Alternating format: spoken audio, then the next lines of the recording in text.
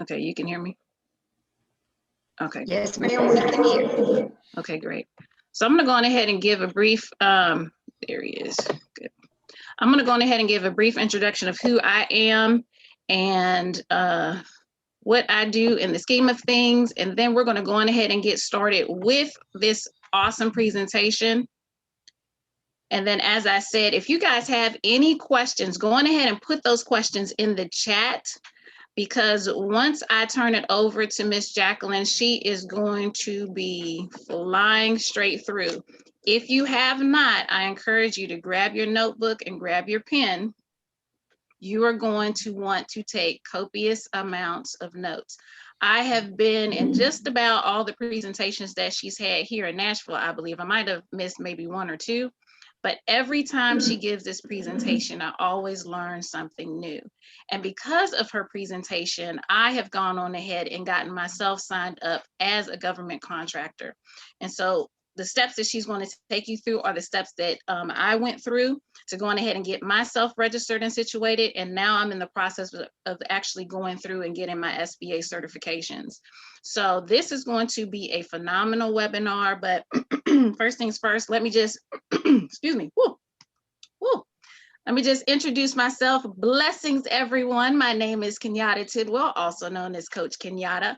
I am a leadership performance coach, and my main focus is productivity and mindset. So one of the series, one of the presentations, which is this presentation right now, is all about productivity. So I'll be bringing you various topics on productivity for life and business. So you can continue to stay connected with me, because I have asked Ms. Jacqueline to do a second presentation. So this is the main presentation, but the next presentation that she's going to bring to us will be specifically for women-owned small businesses. And that's going to be in about a month. So I've been a coach for a little over 20 years. I eat, sleep, and drink coaching. This is something that I enjoy doing. I can't stop myself. For those of my friends that know me, you know that you meet the coach before you ever meet me. I don't know if that's a bad thing or not. Y'all can figure that out later. But my main three pillars are entrepreneurship. And I believe, as I'm a parent, that parenting provides the inroads to success in entrepreneurship. And that's just from my perspective. And that's not saying that anyone else who is not a parent cannot be successful, but I know for me, it has helped pave the way for me to be successful in entrepreneurship. The second tier is community building, which I have virtual networking events that promote community building. So it's kind of like networking with a twist, because we actually work from it from a standpoint of who you are, what you do, and then what makes you unique in this space. And then we connect you with like-minded individuals. And then the last one is raising awareness. I believe that with everything that we do, especially in this climate, it's important for us to stay aware of the various things that are going on that can impact us in life and business.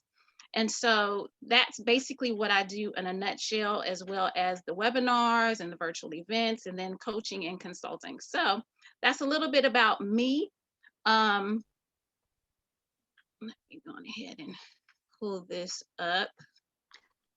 If you would leave it down for now, Coach Kenyatta, because we're going to talk about a couple of things before we go into the PowerPoint. But thank you so much. No problem at all. And thank you so much for this opportunity, Coach Kenyatta. I'm always glad to talk about government contracting. It's always good to have participants, attendees who are willing to learn. As y'all may know, the federal government buys everything that we do only in bulk. Just like you buy toothpaste, the federal government buys toothpaste in bulk to stock the commissary shelves. It buys uniforms from the Army, Navy, Marines, Air Force, Coast Guard, and other individuals. Just like you buy food, the federal government buys food. Just like you buy a gun, we buy all sorts of weapons. So everything you purchase, we purchase only in bulk. In getting positioned for federal government contracting, the first thing you need to do is to register in SAM. And I'm going to share my screen and get in the internet.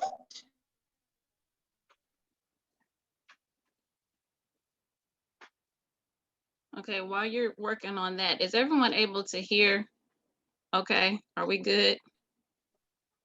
All good. Okay, good. Thank you. All good. Awesome. Thank you so much. Coach Kenyatta, are you seeing the internet? In getting positional government contracting, the first, are you seeing the internet? The HTTPS. Coach Kenyatta, are you seeing the internet?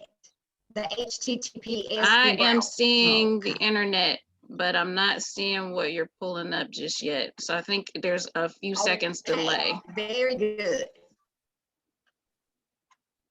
I am going to put in a website address for SAM, www.sam.gov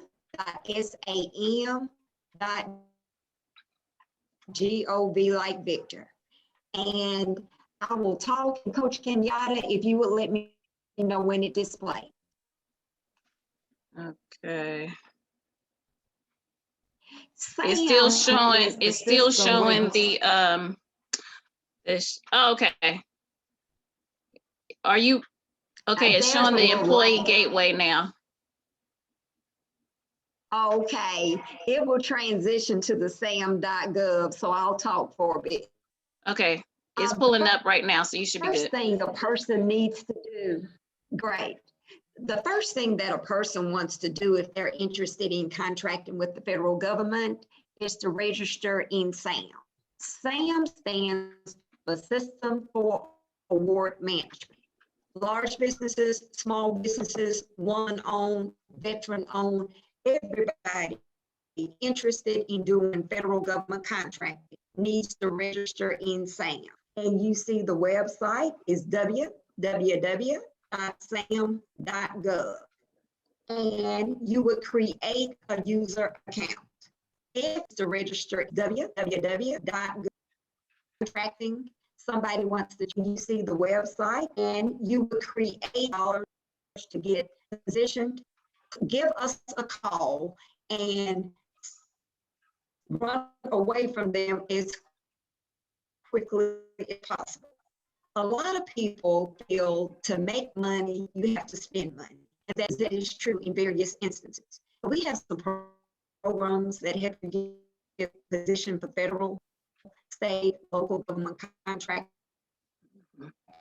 Where you want to help you get situated, come to us.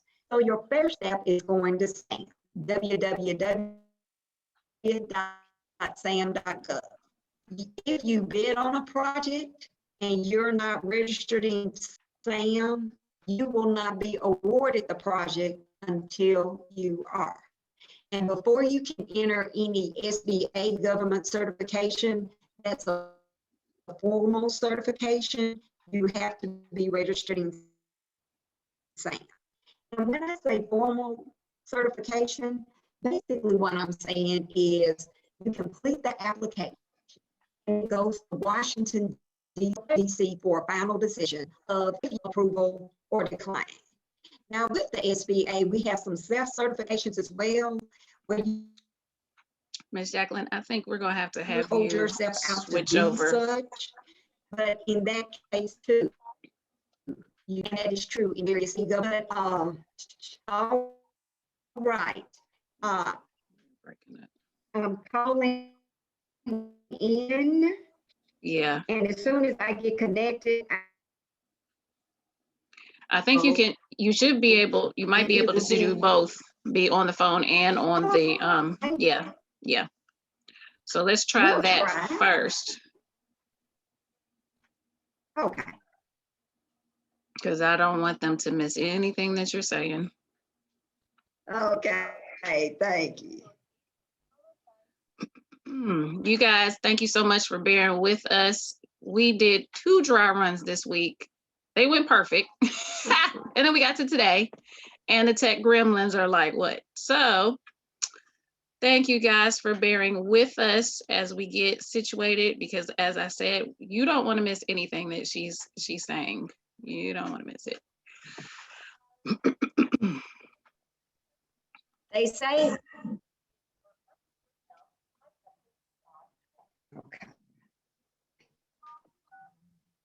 I'm in the meeting. Is there an Okay. echo?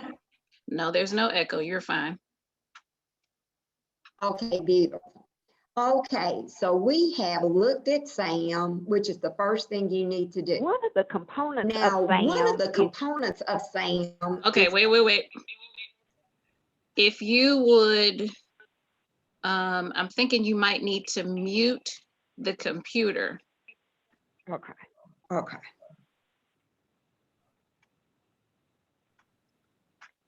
How are we now? That'll work. Great. Now, once you get into SAM.gov, one of the components that goes into SAM.gov is your NAICS code. And NAICS stands for North American Industry Classification System Code. So now we're going to transition from the SAM website to the NAICS website.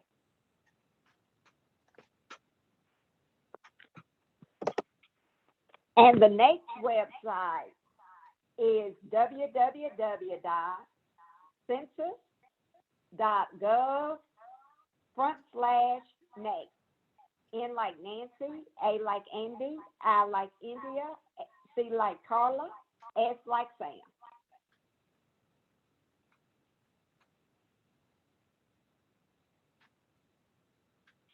And you see the North American Industry Classification System. These are 6-digit codes that designate a product or service. There is a NAICS code for pencils, pens, landscaping, engineering, beauty shop, barber shop, anything you can think of. And how you find your 6-digit code is you enter it into the NAICS search. So I'm going to enter in landscaping and see what's yielded. And you see where various landscaping codes, landscaping descriptions are issued. And they have the same NAICS code 561730.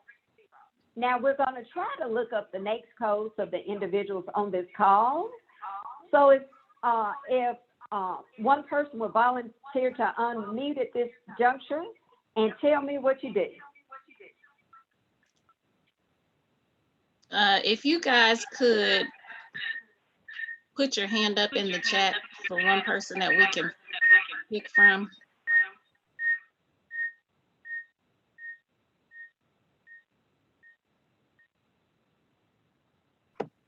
Don't all volunteer at once. Okay, I'm just gonna have to pick people. Let's see.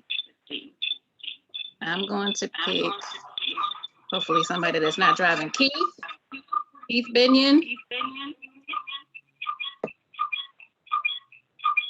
Okay, we've got an echo. Ms. Jacqueline, can you turn your computer volume down? Yes, ma'am, I'm doing that right now. Okay. Okay, I'm unmuted. Okay, give us a business type that you are involved in or that you're thinking about for potential use within government contracting. Okay, well, let's start with the travel services, travel planning. So are you a travel agency? Yes. Okay. Well, we're going to put in travel agency and see what's yielded.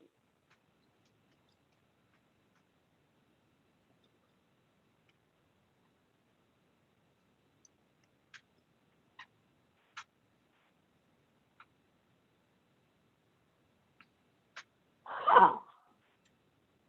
That should be a hassle-free code. Sometimes I find it's easier to go to Google and look for a NAICS code and then come to the census.gov website. So right now I'm going to back out and go into Google.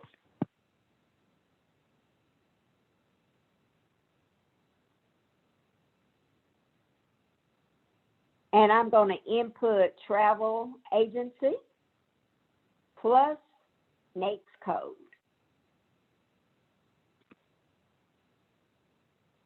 And it looks like for travel agencies that your next code is 561510. And there's a 561599 as well for all other travel arrangements. But more than likely it's the 561510. So we're going to go back into the NAEP website, www.census.gov/NAEP.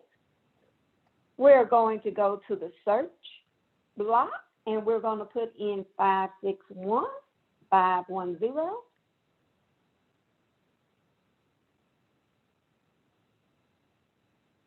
Okay, and we see that that code is for travel agency, and it talks about this industry comprises establishments primarily engaged in acting as agents in selling travel, tour, and accommodation services to the general public and commercial clients. And is it Mr. Simmons we're talking to right now? Binion. Binion. Okay.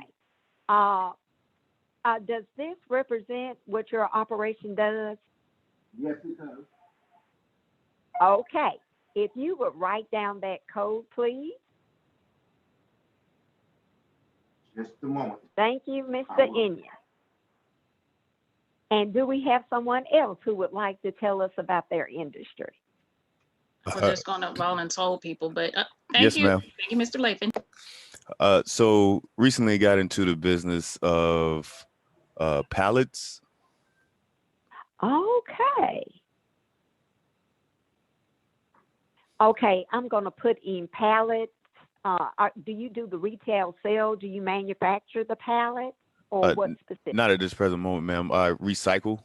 I haul and recycle. Okay.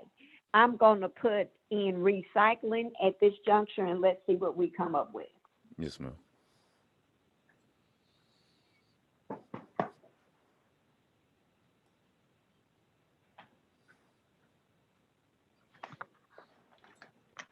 And it seems like this is moving sort of slow.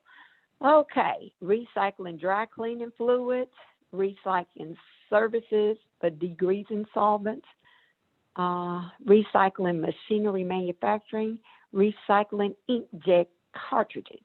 Mm. So just like we experienced with Mr. Inion, we're getting some codes. We got no codes with Mr. Inion. We're getting some codes that aren't driving down to what we need. And usually there is a catch-all code. So we're going to go back to Google and we're going to put in recycling pallets and see what that yields, because usually there's a not elsewhere classified catch-all code that can be utilized. So we're going to go back out to Google again.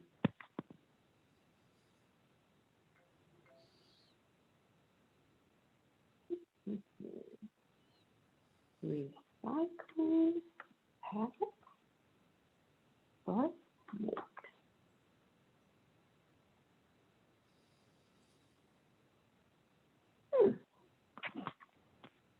Well, pallet recycling seems to be under NAEP's code 423930. So we're going to go back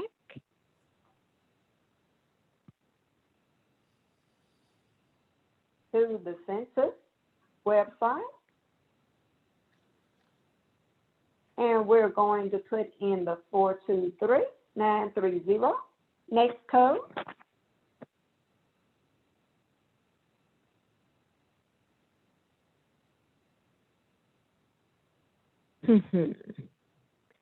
The industry comprises establishments primarily engaged in the merchant wholesale distribution of automotive scrap, industrial scrap, and other recyclable materials.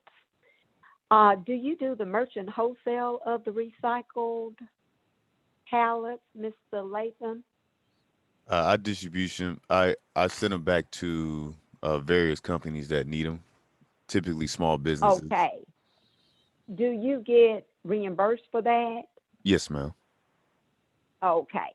More than likely, this is your code. To make sure unequivocally, you can call this particular number. 1-888-756-2427. And let me show you where I got that from.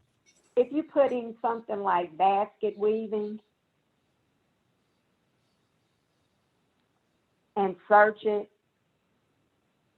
you will come up with 0 matches. Mhm. At the bottom of the page, they give you an option to call Dr. Nakes, and it's 1-888-756-2427. And just tell the individual what you do and that you went to the census.gov website and what you input and what you Googled, the Google search and everything, and ask if this is the closest, most accurate code for what you do. Yes, ma'am. Thank you. Okay, sure. Next person and the next industry. We have 2 in the chat, and I would solicit 2 more because we really don't have a lot of people on so far. So do we Okay. have how Yes, many ma'am. we can do? Okay, great. So we've got, if everyone could go on ahead and put some more in the chat, those that have not responded with your industry yet, that would be great. We have leadership training / organizational development. And then the one after that will be recruiting / staffing. Okay.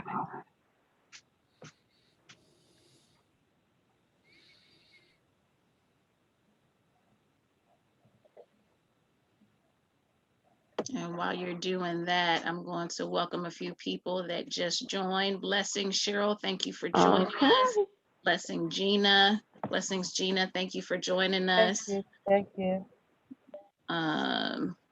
Blessings, Lakeisha. Blessings, Latane. I hope I said your name right, Mr. Brackett. Yes, that's correct. Okay, awesome.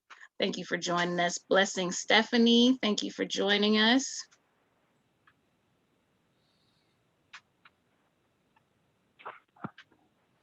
Thank you. Awesome, awesome. So you guys going ahead, this is the interaction portion of the webinar. So if you would be so kind as to put in your industry so that Ms. Jacqueline can go on ahead and look it up. And as I said, make sure that you have a pen and paper handy. As she's looking up these NAICS codes, you will want to have those NAICS codes with you if this is the route that you decide to go, because you will need those NAICS codes in your application process. Okay, for the leadership training, we have professional development training. And anytime you want to have more specificity about a particular code, just double click on it and let's see what we have. Because under professional development training, I would feel that it's inclusive of leadership. And let's look at our narrative. The industry comprises establishments primarily engaged in offering an array of short duration courses and seminars for management and professional development. Training may be for career development, may be provided directly to individuals, and all sorts of things. So for the for leadership training, it will fall under professional and management development training. And that is 611430. Now we're going to look at, you're welcome. Now we're going to look at recruiting and staffing.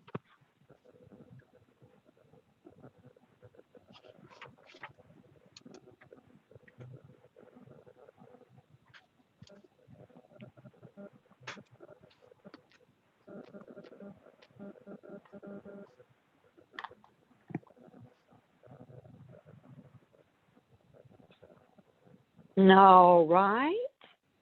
For the one who put recruiting and staffing, would it be, both of them, contract staffing and temporary are the same thing. So we're going to double click on the temporary staffing services, 561320. And you see where some illustrative examples include help supply services and other things, engaged in supplying workers to clients' businesses for limited periods of time. So your code would be 561-320.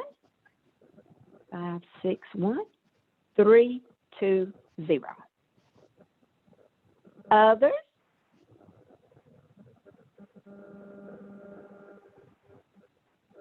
Oh, okay. We have, let me scroll back up. Coaching and consulting. Whoop. So Miss Kenyatta, what is your next code? My next code is 541. Put me on the spot. Hold on. Let me get it. And I'm putting in consulting because when a person puts in consulting, Mhm. all sorts of areas, oh my goodness. I thought all sorts of areas would pop up. Well, I found it was about 3 different next codes and a plethora of SIC codes. So the next code that I ended up going with was 541611, which is administrative management and strategic planning. Okay. And we see 541611 on our list here. Awesome. One says business management consulting services. Another says site selection consulting services, business startup consulting, strategic planning consulting services. So all of that is covered and all of that's included under coaching. Thank you so much, Coach Kenyatta. You are welcome. Helen, I hope you wrote that down. Master Coach Helen. Let's move And on. basically, all I put in to get those codes was consulting, and a whole huge list came up. Okay.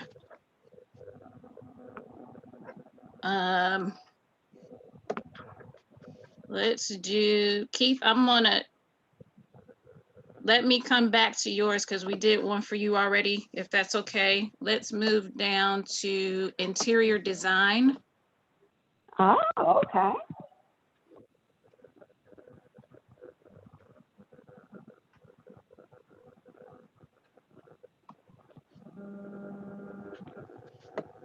So whether you're consulting, telling somebody what to do, or if you execute the services yourself, the code is the same for interior design.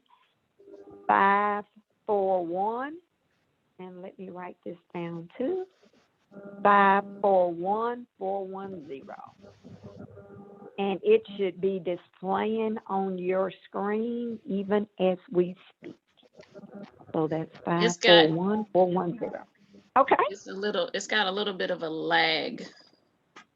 Yeah.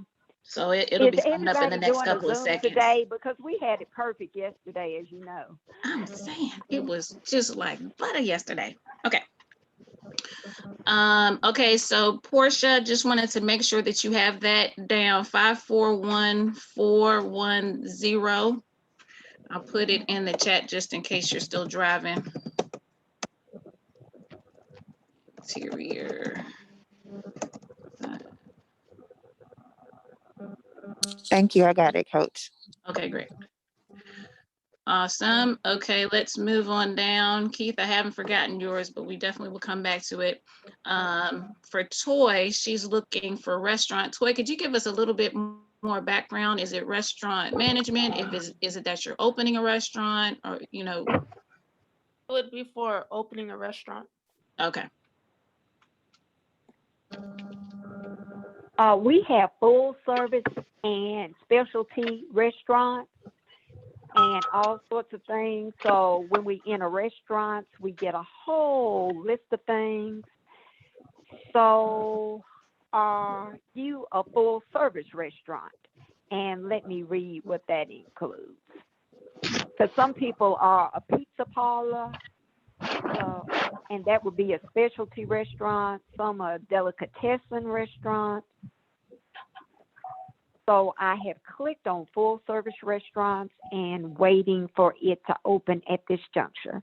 And thank you everybody for your patience, because The internet's going at a snail's pace today. Okay, so a full-service restaurant.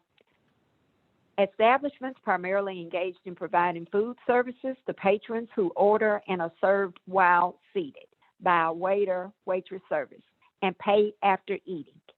And that would be 722-511. And are y'all seeing, Coach Kenyatta, is everybody seeing the full-service restaurant? We've got it. Okay, good.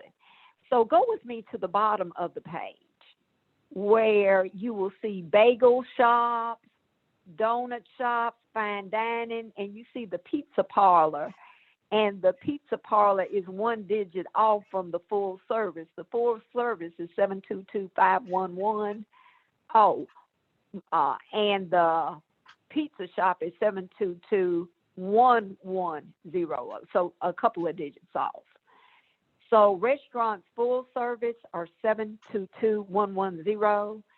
And Miss Toy, is that what you were looking at, a full service restaurant? Yeah, I would say full service. Okay, so it's 722-511. And let me jot that down too, 722-511. All right, Coach Kenyatta, next person, please, that Let's see. wants to know their name. We had a few more people join, so I would like Yes. to pick on Gina, Gina, are you looking for notary?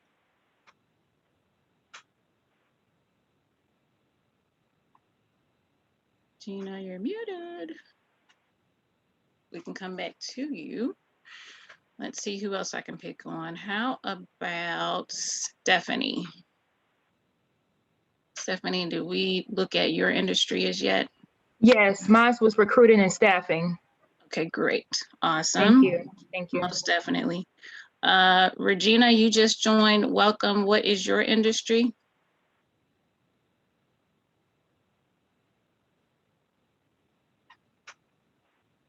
And you're on mute.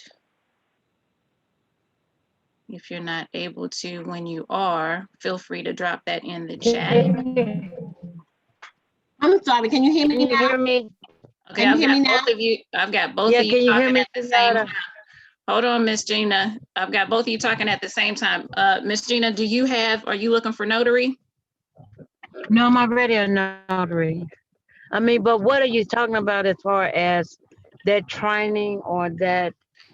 Talk to me, We're I don't looking know. to see what your industry is to provide a service to the government as a government contractor.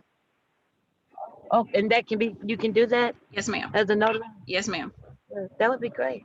Okay, so the notary, I believe Miss Jacqueline just pulled it up, and then Regina, I'm gonna come straight to you after Miss Gina. So if you can have yours ready to go, I will be picking on you next. So notary public services, 541-199, and let's open that up to see what's entailed in that.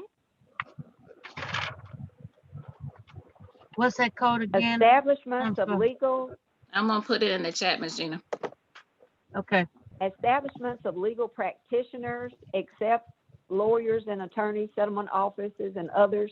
These establishments are primarily engaged in providing specialized legal or paralegal services, notary public services. So 541-199. And Thank is you. this Miss Regina? This is your industry? No, that's Gina. That's So my there's a Regina and then there's a Gina. So we're talking to Oh, Gina. okay. Gina is the notary. Okay. Yeah. 541-199. Okay, now to Miss Regina. Okay, Miss Gina, I'm gonna mute you out. Regina, your turn. What is your industry? It's entertainment. Okay. Oh. What type of entertainment?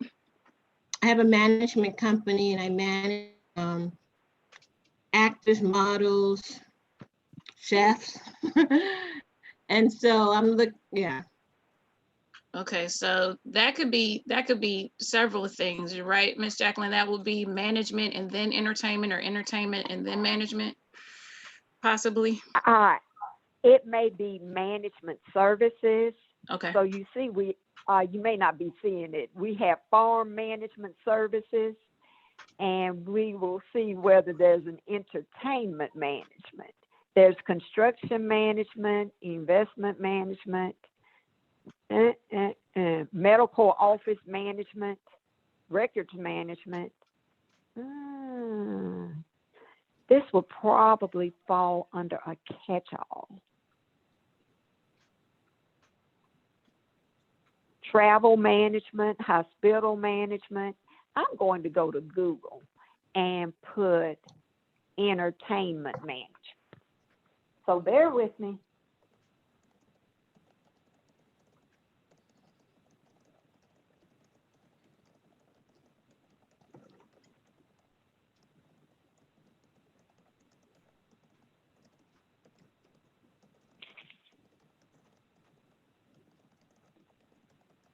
All right. We're going to take a look at 711410. I know you said actors, actresses, models, because it talks about agents and managers primarily engaged in representing or managing creative and performing artists, sports figures, entertainers, and other public figures. So we're going to scoot back to the NAICS website, www.census.gov/NAICS, and we're going to put in 711410.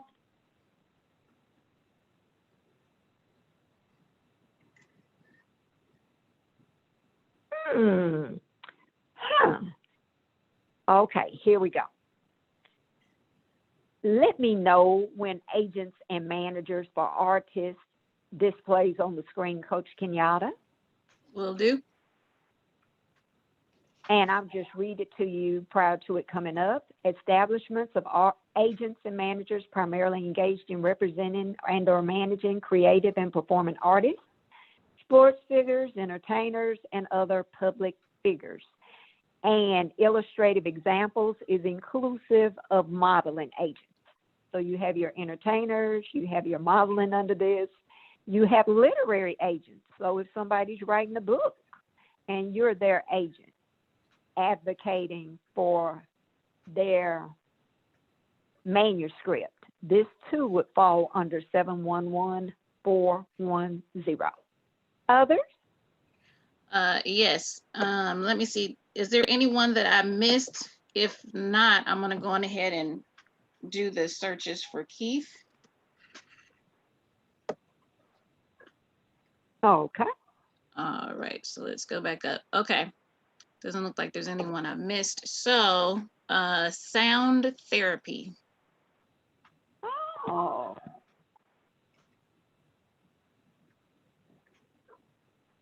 So this information that we are sharing with you guys right now, if you have friends that are, potentially looking to grow their business exponentially, the searches that we're doing right now, think about who you know in your sphere that might be going into some of these fields.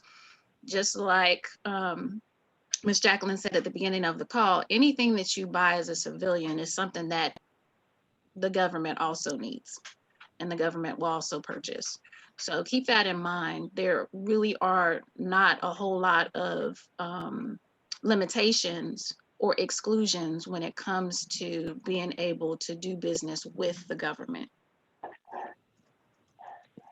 Would Mr. Keith tell us a little bit about sound therapy? I'm assuming what it is, but I'm not unequivocally sure. So would you give us a short narrative about what sound therapy is all about? Sound therapy is one of the metaphysical modalities that uses the sound of different frequencies through different objects like crystal bowls. There's a sound bar that you can use, a metal bowl that can be used, but those frequencies are in tune with our bodies and help to unlock or unblock energy that is not able to assist us in our day-to-day health. Huh. Wonderful. There it is sounds right there. like, The healing sounds music therapy. okay. That looks I like see what it that. is, yes. Okay. 621-999.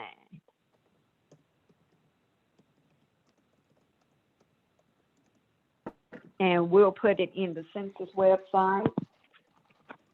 It sounds like that to the body is what feng shui is to the eyes, that it calms you. Yes, that will be a good example. www.census. So we'll put in 621-999.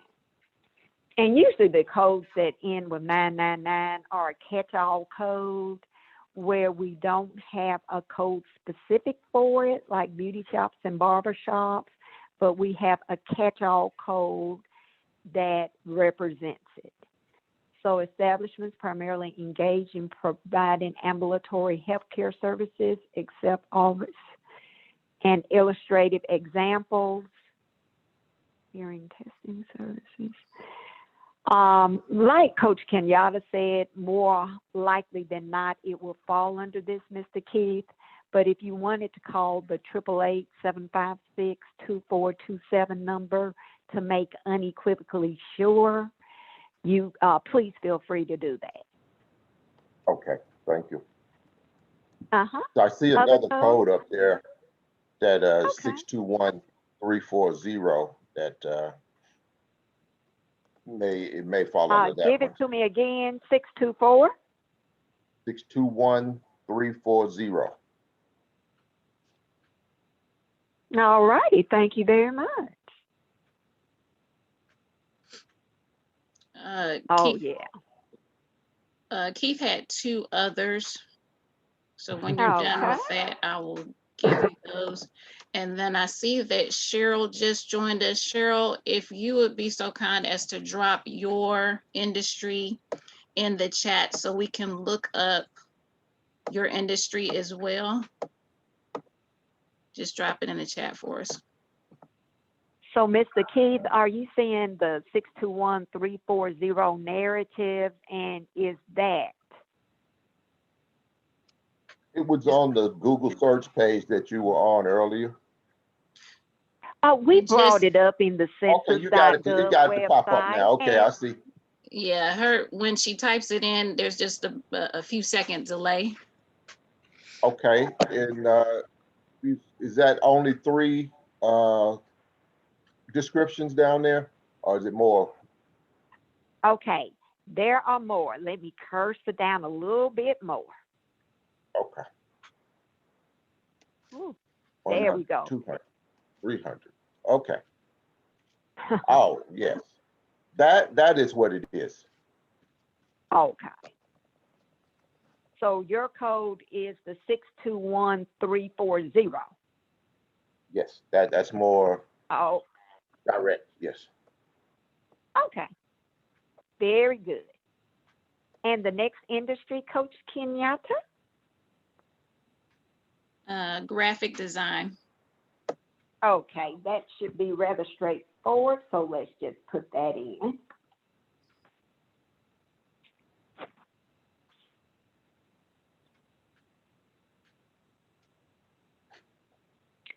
It should be displaying very shortly. One code is up, graphic design services. And if you would write this code down, please, 541430. 541430.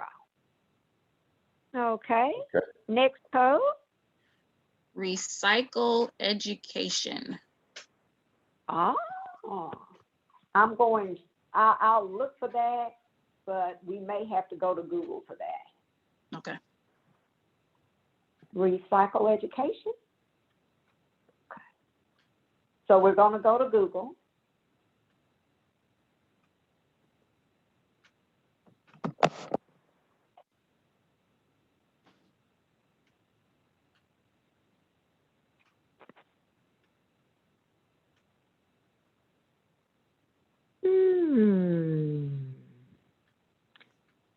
Recycle education. And they want to put it in recyclable material merchant wholesalers. That is not it.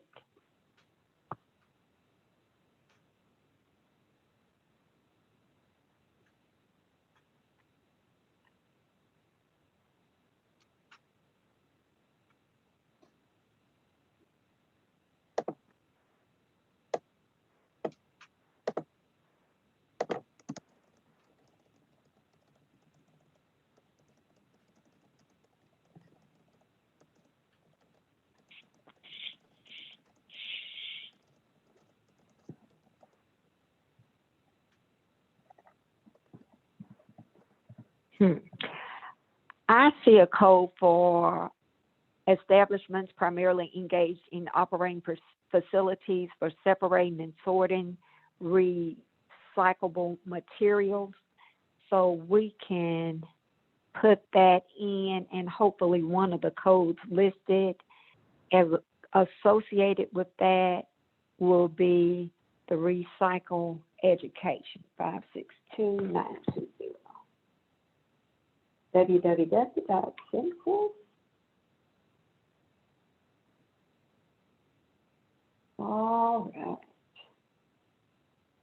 562920.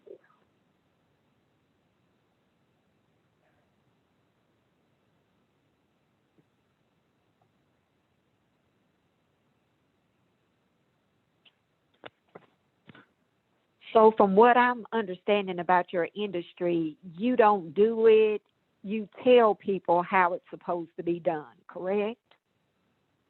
Yes, it's a training program for kids and adults. Okay, let me put in training. Okay.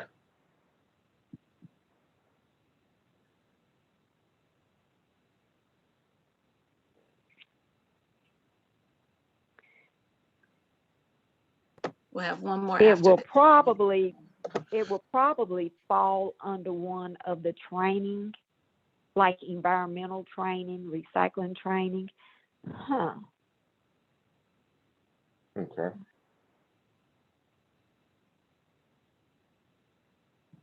And the earth is rebelling because I think in California, they do a good job where observing the environment, but other geographical locations, we don't do as well.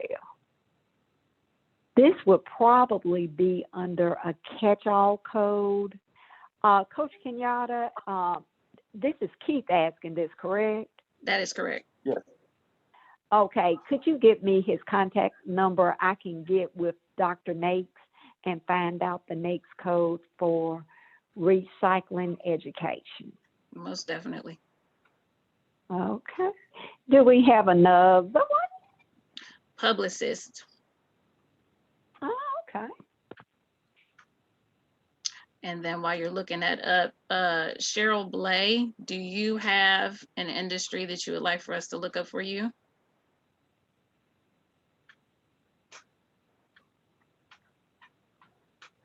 You're on mute.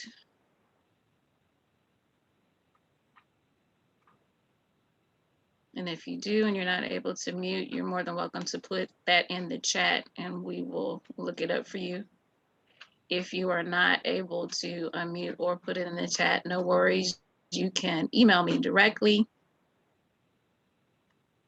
and we'll see if we can do that search for you post webinar.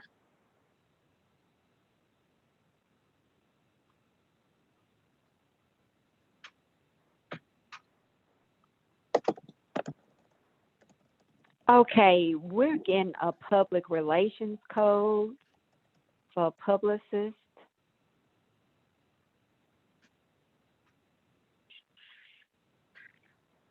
Five 41820. And let's take a look.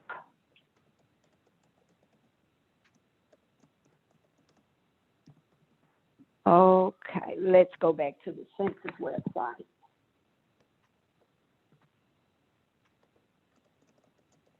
Putting in 541-820. Uh-oh, that didn't go too well. 541-820.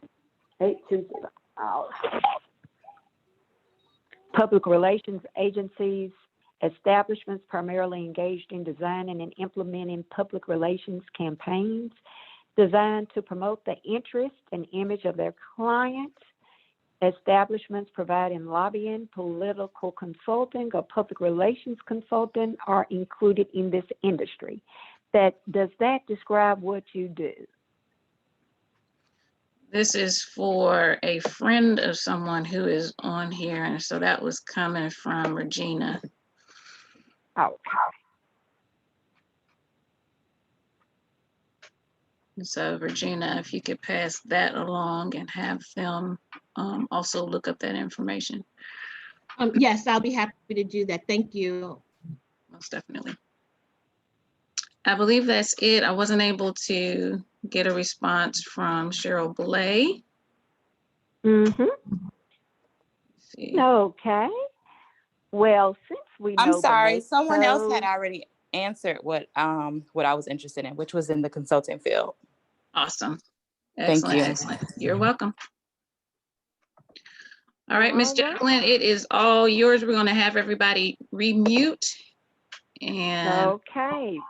continue on with the rest of the presentation. Let me know when you're ready for the slides. Now, I will.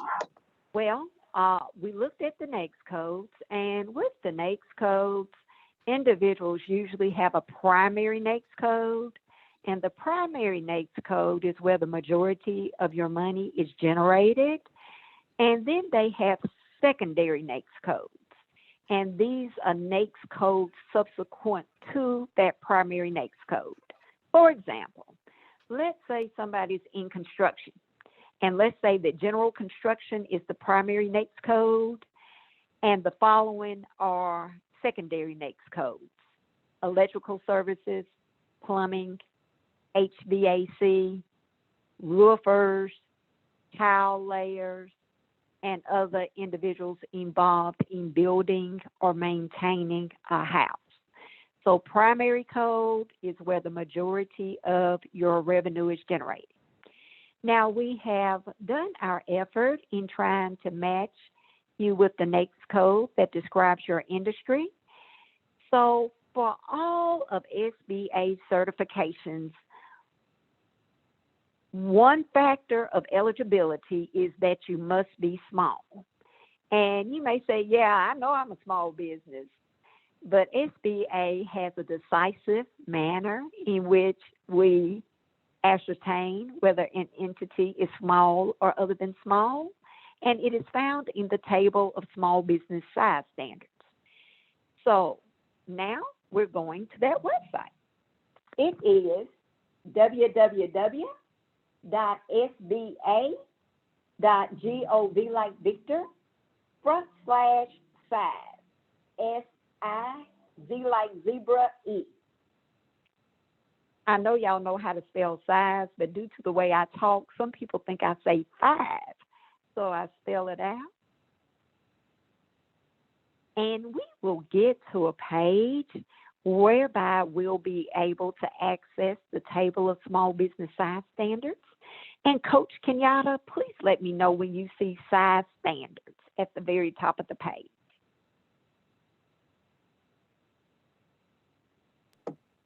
I see size standards. All right. But now, what we're going to do. It's not, it's only showing the bottom of the page, not the top of the page. Oh, okay. So you're seeing size standards, and beneath it, are you There we seeing go. the SBA size standards? Okay.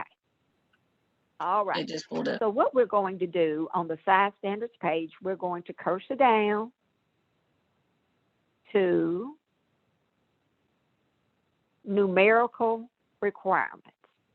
And you see where this in the second paragraph beneath numerical requirements, you see a link in the second line of the paragraph, the second line of the second paragraph, table of small business size standards. We're going to click on that, and it will yield our table of size standards. And are you seeing table of size standards, Coach? Not yet. I see numerical requirements. Okay, it's forthcoming. There it is. You see the table of size standards. So what we're going to do, we're going to go all the way to the bottom to all versions. I like the PDF format, so I'm going to do download PDF. And it will unfold into a listing of the table of small business size standards. You will see the NAICS code on the left, a description to the right of the NAICS code, and to the far right, you will see either a dollar amount or an employee count that you cannot exceed. Right through here, if it's a dollar amount, you can figure out your size by using either the average annual receipts for the last 3 years or the average annual receipts for the last 5 years. On January 6, 2022, it will be 5 years period. So we're going to cursor down. And Coach, can everybody see the NAICS on the left, the description on the right, and then the 2 columns to the right of that? Not yet. Okay. Well, let's talk about the average annual receipts. Let's say you have a calendar fiscal year. It's on there now. So to find, oh, good, thank you. For your average annual receipts, you may remember this from like 5th, 6th grade. I wouldn't if I wasn't in this business.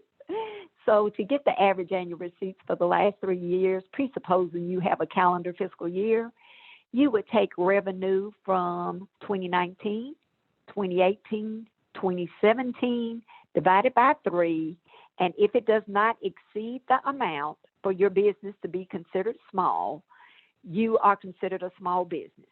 So you see where soybean farming, the average annual receipts cannot exceed $1 million. So if you're into soybean farming and you do your average annual receipts for the last 3 years or for the last 5 years and it doesn't exceed $1 million, you're still a small business. So what we're going to do, we're going to look at some of the industries that we looked at earlier, starting with the travel agency. So we're going to do Control F, and I'm going to put in the 56150. And for travel agencies, the average annual receipts is $22 million. Plus, there's a footnote, so you would want to engage that. Looking at the pallets and the recycling of them, we're going to put in 423930. So we see that dictates for size standard, being a small business, is not a dollar amount, it's an employee count. So what we look at there are the average number of employees for the last 12 months, full-time, part-time, temporaries, everybody. So we're going to take a look at the coach codes. So let's look at 541410. Oh, I'm sorry, we went to interior. I put in the interior design one. I'll get the coach. So for interior design, average annual receipts cannot exceed $8 million. So let's catch that coach code, 541611, 16.5 million. So I'll pick on you, Coach Kenyatta. Do you have a little bit of room to grow? I'm happy to say that I do. Okay, well, that's good because you're able to benefit from these certifications. So we're going to look at toys code, 722511, if I wrote it down. Oh, yes, the full service restaurant, $8 million. And we're going to look at Miss Gina's code, 541199.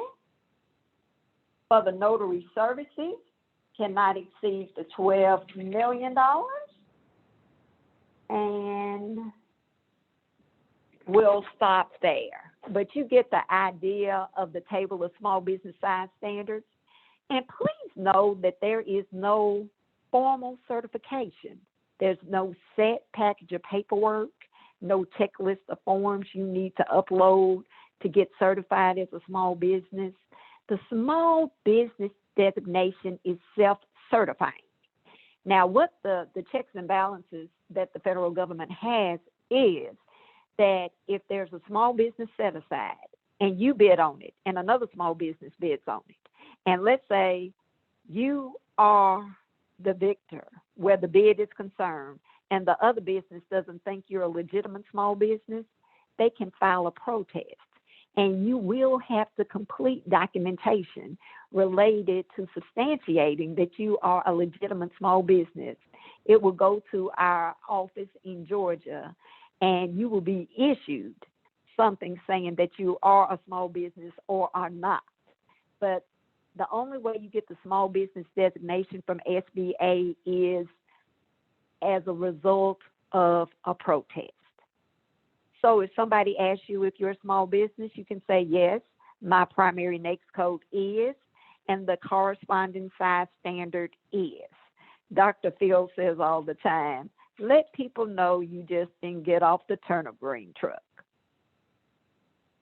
One last thing we're going to look at. Okay, we will look at that at another time.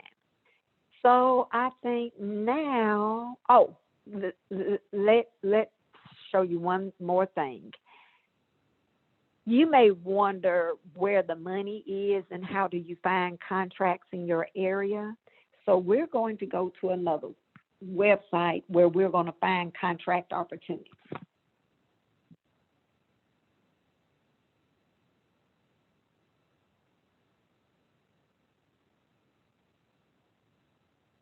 So we're going to http like Paul S / beta.sam.gov.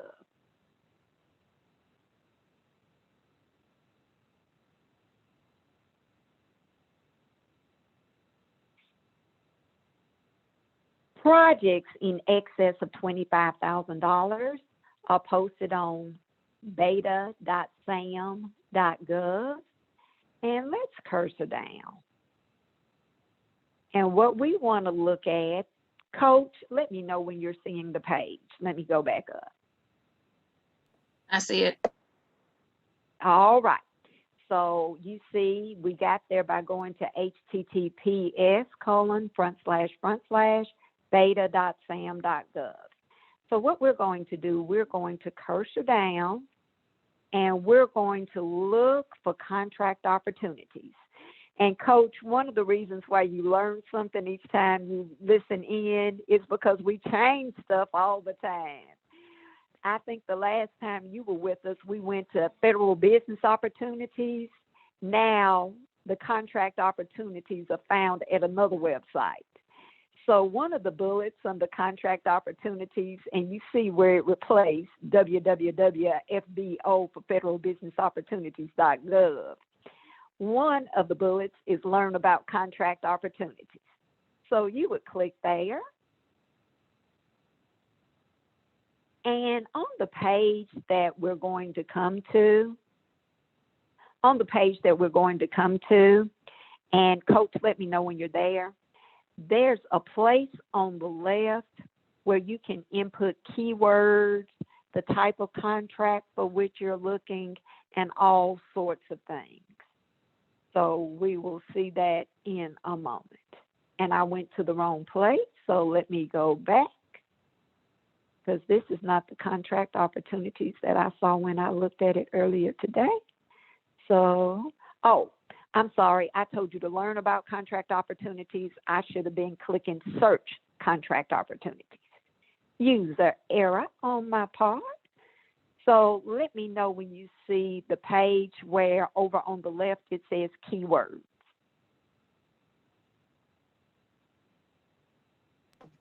It's still on the Learning Center, but the Learning Center, it has keyword search, but that's for the library. Okay. Well, I'm going to get you to another page, the search for opportunities, and it will be hopefully defaulting there before too long. I see you scrolling, but it's in the middle of the Oh. page. Do you see contract opportunities at the top with the blue backdrop? No, wait, no, not yet. I think it's still trying to get to search contract. So it's probably coming in another second or two. Okay. Because before you get involved in any program to get government contracts, you want to make sure that there are opportunities available for you in your particular industry. So sometimes you have to make the government aware that we need something. When I came aboard, we didn't have Post-it notes. We had paper and we had a paper clip. We did not have Post-it notes. Well, 3M introduced it to us, and we cannot live without Post-it notes now. So some things are introduced to us. There's some things we're already purchasing, and you can get in on an existing market or you can create a market. We see it now. All right. So you're seeing the contract opportunities atop. So we're going to cursor down, and you see keywords where you can put keywords in describing your industry. And then if you have a particular agency you want to find out, you can do that. You can put your DUNS number. You can put those NAICS codes. And I'm going to look at set aside. When I click set aside, a drop down arrow yields total small business set aside, 8A set aside, historically underutilized business zone, and let me know when you're seeing those set aside options codes.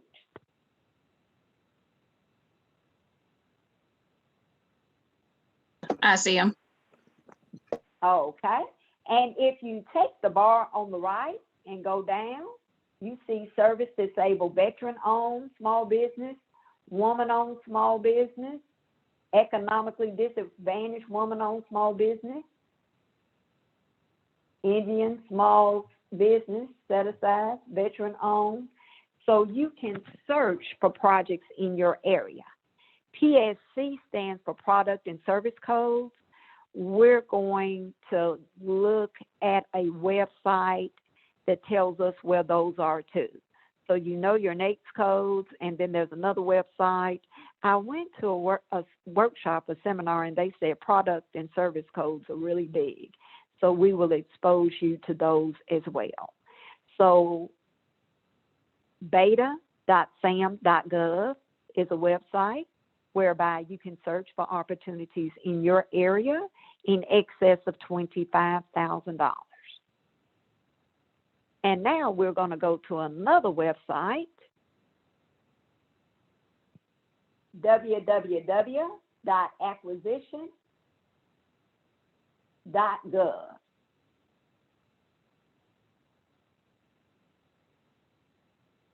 And we will get to the PowerPoint, folks.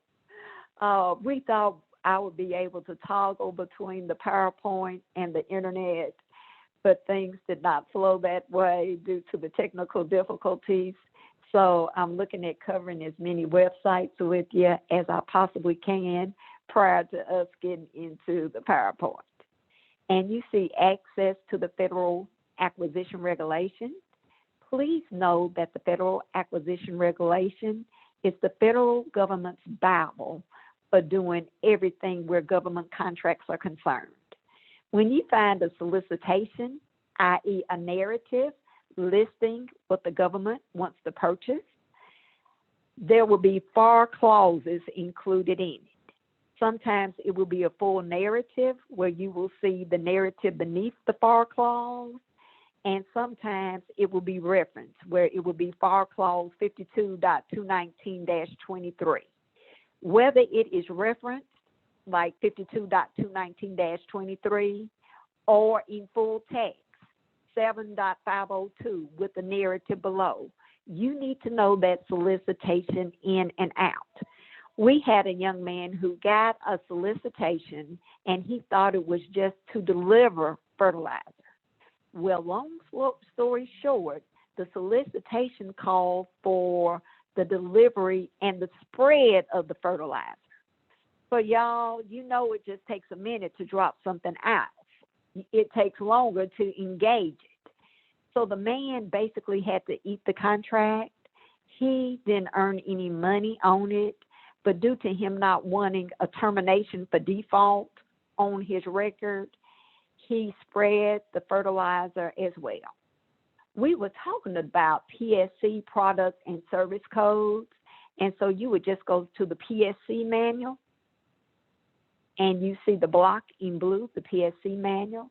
Double click on it, and you will see the Psc Manual October 2020, and you can search for the product and service codes for your particular industry.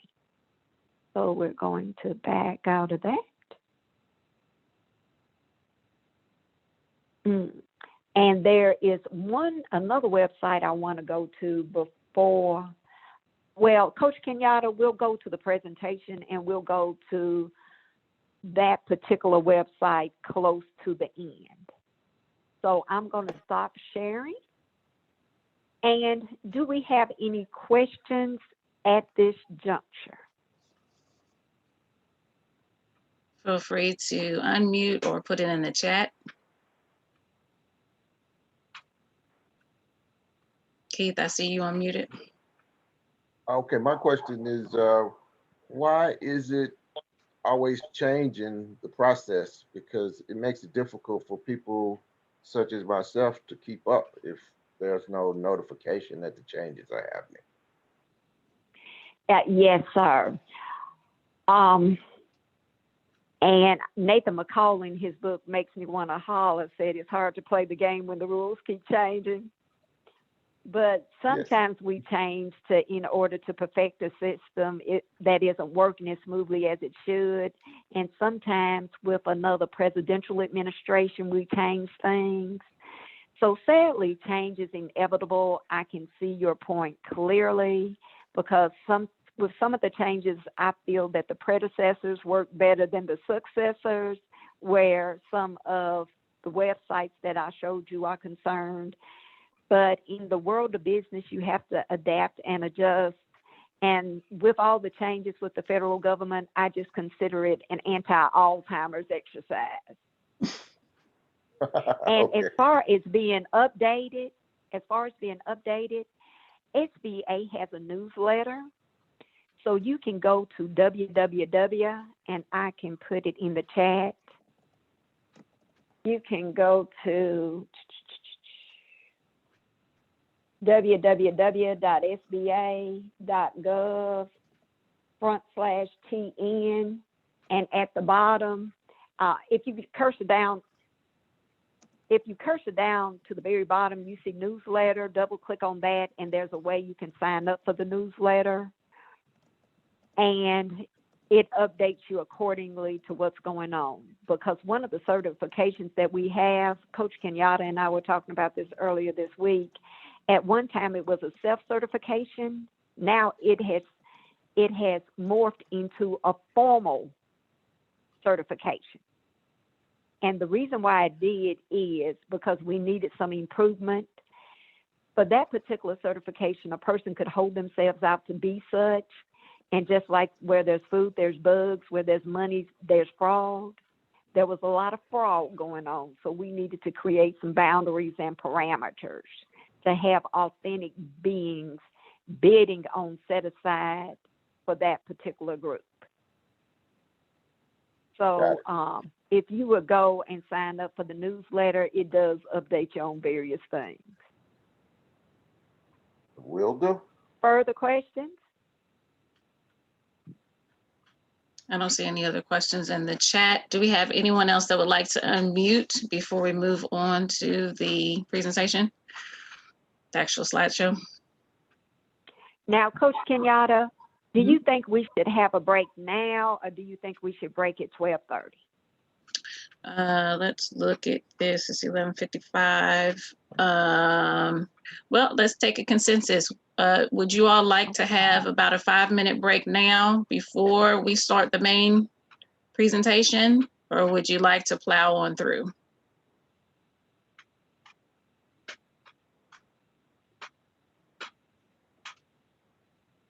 Don't all answer at once. Okay, we've got a thumbs up from Keith.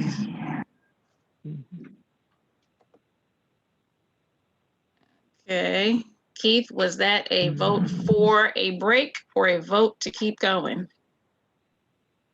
I could take a break right now. Okay.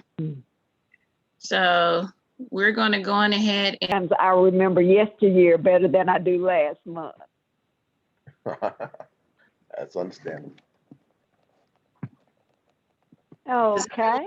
see the SBA up on my screen, up on the screen. Yes, ma'am. Excellent. Okay. We'll go ahead and kick off the PowerPoint. Next slide, please.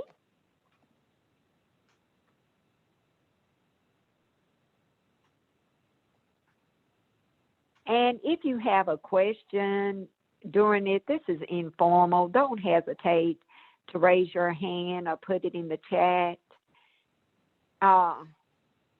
And we will respond to it in real time.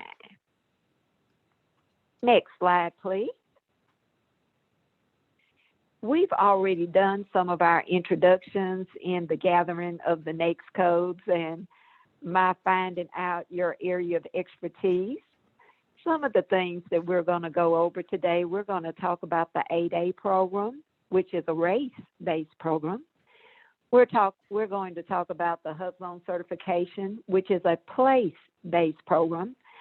As Coach Kenyatta mentioned, we're going to get WOSB another time.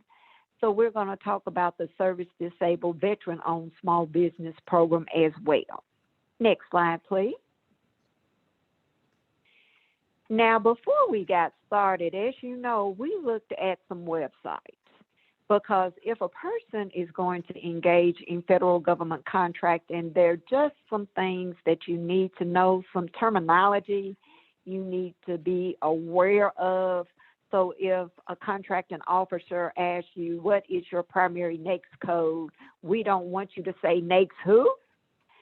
So we started out by looking at the North American Industry Classification System codes, those 6-digit codes that designate a particular industry, whether it be a manufacturing industry, a travel agent industry, a consulting industry, interior design, audiology, or whatever industry. It designates the industry. Then we transition to the size standards because SBA has a direct, decisive way to determine whether an entity is small or not. And it's not like, oh, I'm small, I have 5 employees. You need to know the SBA dictate when dealing with the federal government. We also looked at the system for award management. This is your first step if you want to do federal government contracting, and it will ask for your NAICS code and other specifics. Another thing that SAM will ask you for is your DUNS number, data universal numbering system, and I'm going to need you to write this down. The toll-free number is 1-800-333-0505. 1-800-333-0505. Tell them that you need a DUNS number for federal government contracting. Again, if they try to charge you, say no thank you and circle back to us. You should incur no cost when trying to get positioned for federal, state, local government contracting. Next slide, please. Number 4. I beg your pardon, Coach?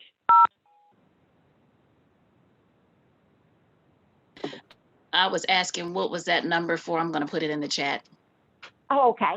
It was for the DUNS number, DUNS. Okay, great. Thank you. Sure. Next slide, please.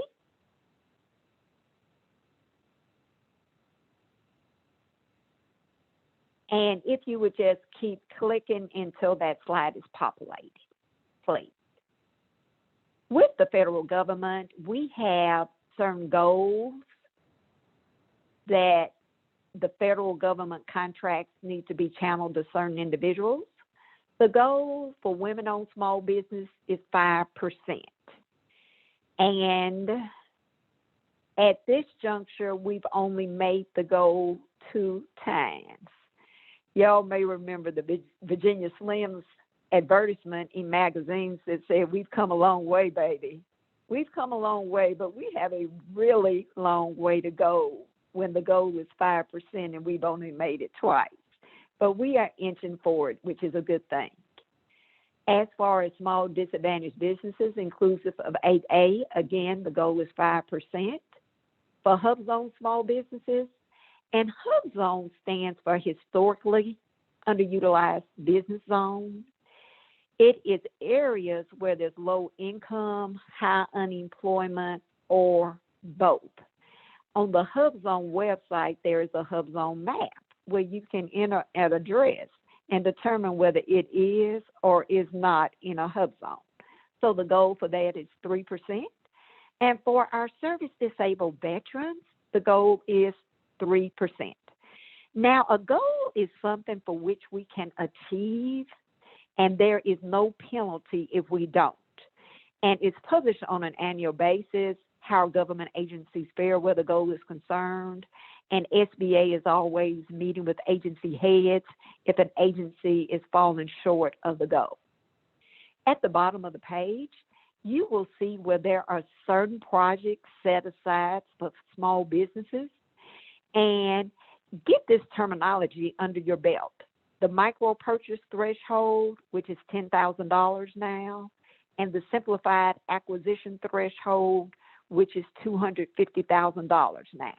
They vary. I had to update the bottom of this slide. So for those email updates, again, go to www.sba.gov/TN, cursor down to a block that says email updates. They'll want you to put your name and your email address, and you'll be updated on various things. So these projects are reserved for small businesses. So please be aware of that. And when you're looking at getting government contracts, it's all about relationships. People like you first, then they justify doing business with you. And I'm not telling you to lower your standards, your morality, or your principles or your values, but be tactful when dealing with contracting officers. For example, don't go up to a contracting officer and say, "Hey, there's a 5% goal to do business with women-owned small businesses. Y'all have only met it twice, and y'all need to do business with me." Don't go in there confrontational, adversarial. Go in with a win-win. That you need a service, I can provide it, we can work something out. Next slide, please.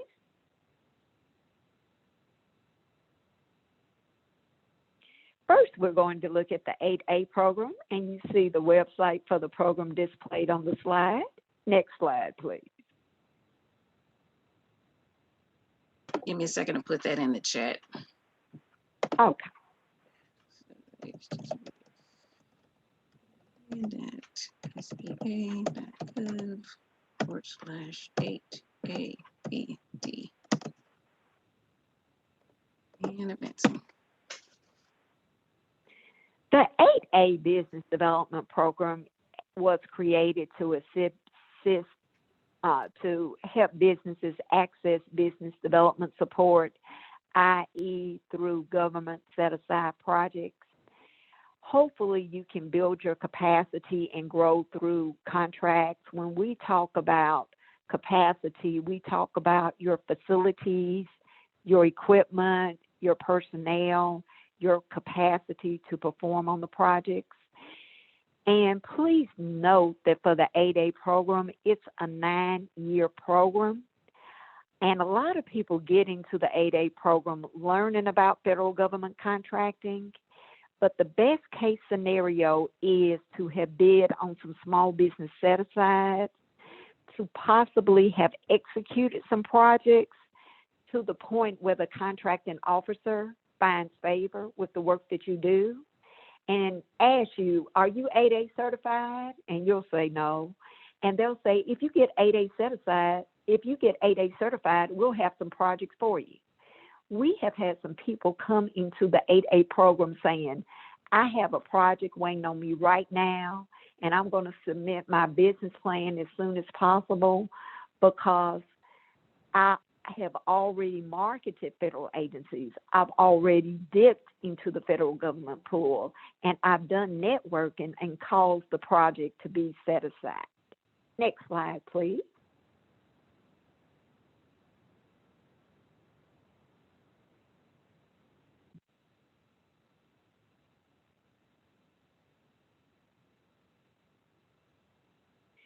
You see the three objectives of the 8A Business Development Program.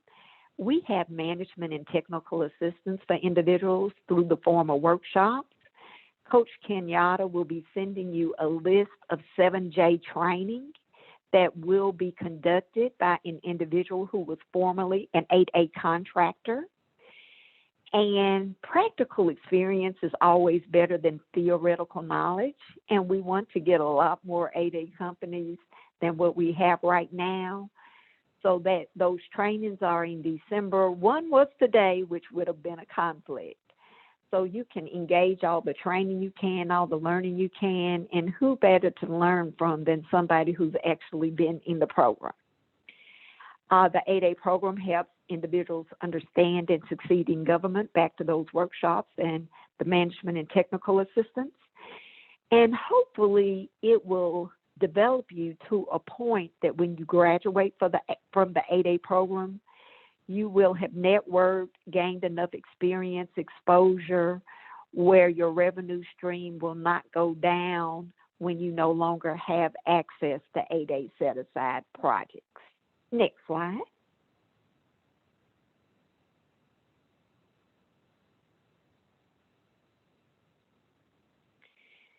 Now, some questions you want to ask are, is the 8A program or any other programs appropriate for you? In years 5 through 9 of the 8A 9 years, you have to have what we call BAT, business activity targets, where a certain percentage of your revenue has to be in the non-8A arena. It can be a government contract, but it cannot be an 8A government set-aside. So year 5, it starts at 15, year 6, 25%, year 7, 35, year 8, 45%, where you will be getting less 8A contractual support. Marketing ability. A lot of people think that with the 8A program that contracts will just fall from the sky. That is not the case. It is a self-marketing program where you interface with contracting officers, small business specialists, make them aware of your programs and services and what you have to offer. And please know that if you are in leadership training, every other 8A in leadership training is courting the same agencies, wanting to provide the same services. So you have to find out your competitive edge, how you do it better than the others, what you bring to the table that they don't. Do you have the proper NAICS code? Do you have a specialty in an area where the government buys the services? And most of you, the government does buy these services. Now with the interior design that Ms. Portia does, now on the local level, the Tennessee District Office, we're trying to make out. So our offices don't have to look a certain way, but as you go up the chain, the offices need to look nicer and nicer and nicer. Sort of like, let's say somebody was in the mobile detailing. For our government cars on the local level, I can visit companies in a dirty car as long as I get there at the designated time for the meeting. But the President of the United States cannot be driven around in a dirty car. So mobile detailing will be needed on that level of government, but not on the district level of government. Net worth, you will need to have some money, sort of like you have to have some money to make money. So we know that net worth is total assets minus total liabilities. So you would need some money to perform on the contracts. And if you don't have the monies, there are entities out there that have what we call contract assignment, where you can assign the contract to an entity and the contract is the collateral. They will provide you the monies to cash flow the project. The lending entity would get paid first, and then they would pay you. And then it would get it to the point where you could cash flow the contract yourself once you receive several payments. For the 8A program, individuals need to be socially and economically disadvantaged. And that's where I was talking about the race-based, and we will get more involved in that. And for economically disadvantaged, there are certain thresholds monetarily that you cannot exceed where your personal net worth and other areas are concerned, and we will look at that. And there must be a diminished ability to compete due to your being socially and economically disadvantaged. Sort of like, let's say you're talking to somebody on the phone and you have the contract, and then they see you and they see that you're an African American, Hispanic American, Native American, or an Asian Pacific, and you walk in the room and they start stuttering, and when you introduce yourself, their eyes get wide, and that they did not know your ethnicity by your voice on the phone. That's a diminished ability to compete. And usually that's what individuals who are socially and economically disadvantaged experience in this culture. Next slide, please.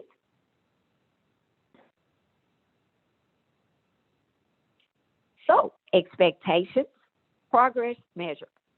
When you get in the 8A program, you need to know your revenue stream, and hopefully it will improve once you get into the program.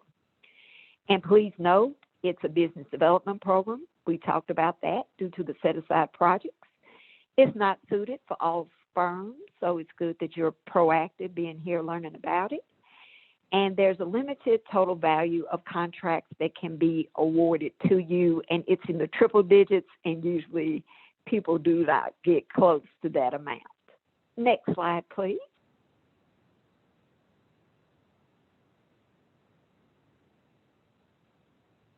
So we talked about the 8A program being a self-marketing program. And remember when we were looking at beta.sam.gov and it said learn about contracting opportunities? That's a very good way to identify federal buyers, and once you identify them, to get to know them. And then you would need to identify the agency contracting procedures and who makes the buying decisions. And you have to dig a little deep to find the end user. You can find who makes the buying decisions, but there's somebody in the back room who's going to be the recipient of the product or service you want to buy that is telling the contracting officer, hey, I want ABC company. I want XYZ company. And the end user is who you really want to get, and that will take some research. And we will talk about an entity that helps people research things of that. We've already talked about your niche, finding your competitive edge, and how you do it better than someone else. And we talked about networking, turning contacts into contracts. If you go into a contracting officer's area, once COVID list, and look around the office, see what the hobbies are. If you see them in person, look if they have a pen for breast cancer awareness or any other sort of pen. Figure out what their hobby is, and if you're reading a magazine that ties in with that hobby, tear it out, staple your business card to it, and mail it to them. You want to keep your name, your face in front of them to the point where they remember you. You don't want to get annoying. You don't want to stalk, but you want that fine balance of keeping your name in front of them some sort of way. Can Next you slide, repeat please. that? Can you repeat that where you were saying? Yes, ma'am. Thank you. Yes, ma'am.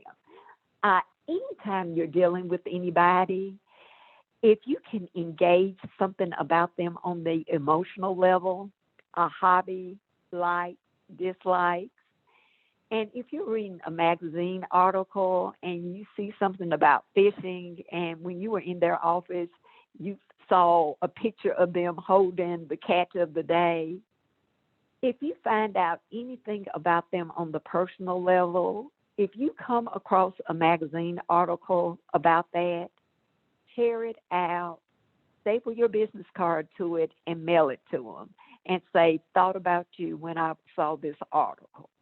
Because you want to keep in touch with them, you want to network, you want to keep your name in front of them some sort of way, but you don't want to be annoying. You don't want to stalk anybody. You want it to be a fine balance of self-marketing.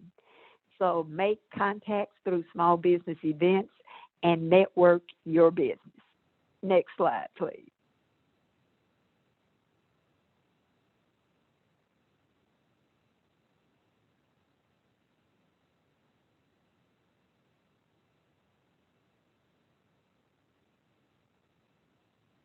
Thank you very much. Please know that with the 8A program, it's a one-time certification only. Sometimes we get a husband and wife, and both of them meet the socially disadvantaged criteria of being a Black American, Hispanic American, Native American, Asian Pacific, or subcontinent Asian American.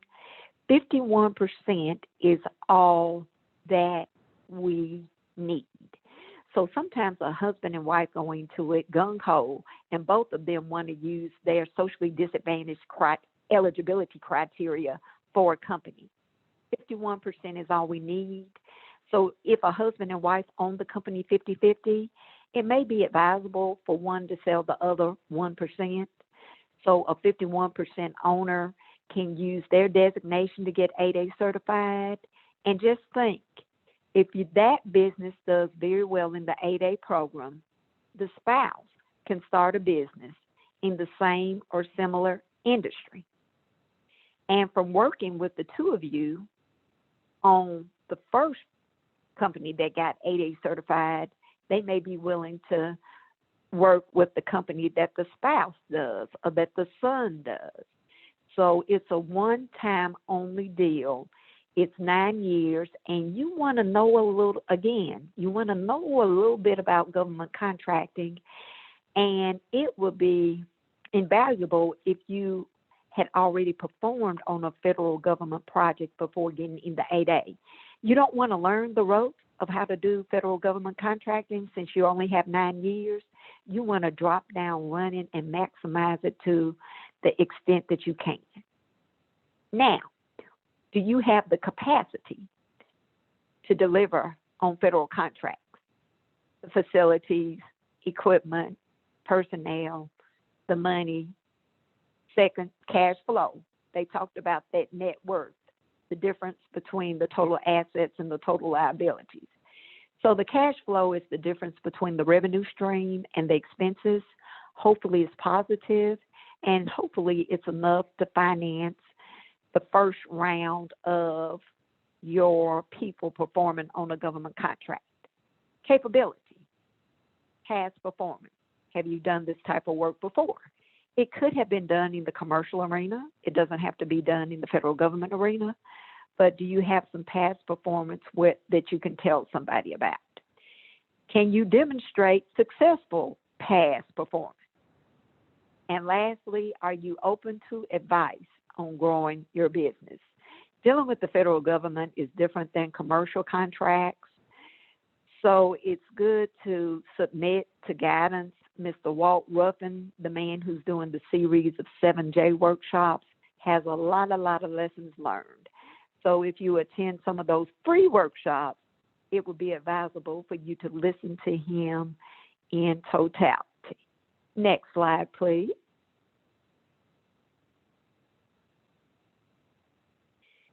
Now, we talked about some of the designations for socially disadvantaged. Now we see them in black and white.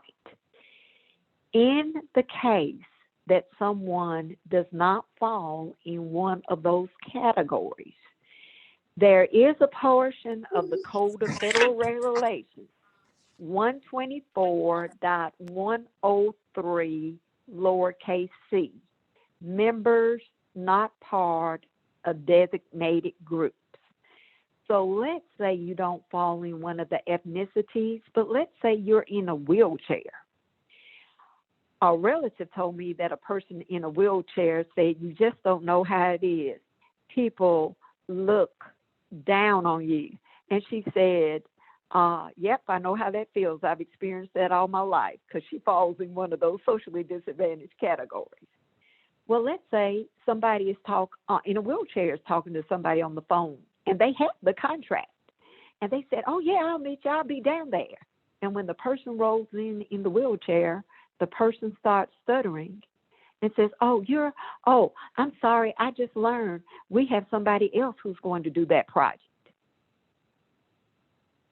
So if somebody is not part of one of the designated groups, they can provide a preponderance of evidence that they have been prejudiced against in the areas of education, employment, and business history. Education. Let's say you applied for certain to get into certain colleges and universities, and you got in, but you were shunned from certain business organizations and professional organizations. For employment, let's say you were doing the same work as somebody else, but they were getting paid more money, they were getting bonuses, accolades, all sorts of things, and all you were getting was a goodbye. So any inequity that you can think of where employment is concerned. And for business history, I have had female business owners to tell me that they have called somebody 3, 4, 5 times. And they never got a return call. But if they got their husband or their son to call, they got a call back within the hour. So any inequity that you can think of, women by gender alone are not considered socially disadvantaged at this juncture, but we have had some women write up such a banked up narrative on their preponderance of evidence that they got into the 8A program. So you can see it can be based on race, ethnicity, gender, physical handicap, long-term environmental issues, and the discrimination that someone received has to be chronic and substantial, not fleeting and insignificant. And it must have negatively impacted the business. So anything that's happened in the realm of employment, education, and business history. Next slide, please. And right now, veterans as a group are not considered socially disadvantaged. And you can be 1 second. Yes, ma'am. I just needed to make a quick announcement. I do want to make sure that those of you that have the link to this webinar, do not share the direct link to this webinar. Anyone who you all are inviting needs to go through the registration process. I just had to put someone in the waiting room. I don't know if you guys saw the writing on the screen. That's never a good sign. So I want to make sure that we are maintaining a secure environment to bring this critical information to you guys. I want you guys to be vigilant, and I do not want to have our webinar hacked. So if anyone invited anyone to this webinar chat through the direct link, I ask that you would let me know so that I can do what I need to do to make sure we are cutting. So that was me. I was trying to log in from my computer. Oh, okay. Because my kid keeps taking my phone and I keep having to log back in. So Okay. that was probably me. Sorry about Okay. that. That's no problem. I just saw some writing on the screen and Oh, yep, that's my kids. They're sorry. yes, thank you. There's been a situation where we've had a Zoom before. I'm also the assistant to my councilwoman, and whenever you see the writing on the screen, that is a very bad sign. So I'm glad it was you. It was definitely me. I'm so sorry. I don't know what happened, Okay. but I have 2 toddlers over here. Sorry about Okay. that. Thank you so Thank you. much. All right, Ms. thank Jacqueline, you. I'm gonna go on ahead and turn this back over to you. Okay, thank you. And I admire y'all for being proactive, because for our entrepreneurs who had to turn into educators and everything since the pandemic, I mean, y'all are some very organized individuals, and we appreciate your being aboard. On the previous slide, we talked about the socially disadvantaged category, and now we're going to talk about the economically disadvantaged. We talked on the net worth being an amount that cannot exceed a certain figure. That amount is $750,000. Now, for your personal net worth, you can subtract your dwelling out of it. Also, for your IRA account, you can subtract that out of your personal net worth as well. It used to be a rule that if you were in excess, if you were 59 and a half or older, it would count, since you had access to it and you wouldn't be penalized for pulling it out. But they lifted that, because I told them, I said, you're penalizing somebody for saving if you integrate the IRA into the personal net worth. And I guess somebody heard this voice crying out in the wilderness. For the 3-year, there's also another amount that you cannot exceed. It's where income. So if your 3-year average income exceeds $350,000, that transcends the economic criteria. And also, if the fair market value of all your assets is $6 million or less, you're good. If it's in excess of $6 million, you exceed the criteria. So for economically disadvantaged, we look at net worth, we look at income, and we look at the total the fair market value of all your assets. And if you exceed these, you're a very blessed individual. Next slide, please. Now, looking at the eligibility criteria for the 8A program, you must be a small business. And you remember the activity that we did at the beginning of this session, where we looked at your NAICS codes and the corresponding size standards. You saw where the size standards are very, very, very generous, and most of us have a whole lot of more room to grow, which is a blessing, because you can continue to get the benefits of the small business certifications and other programs that SBA has. 2, ownership. We talked a little bit about that, but 51% of the entity has to be owned by a socially disadvantaged individual. 3, control and management.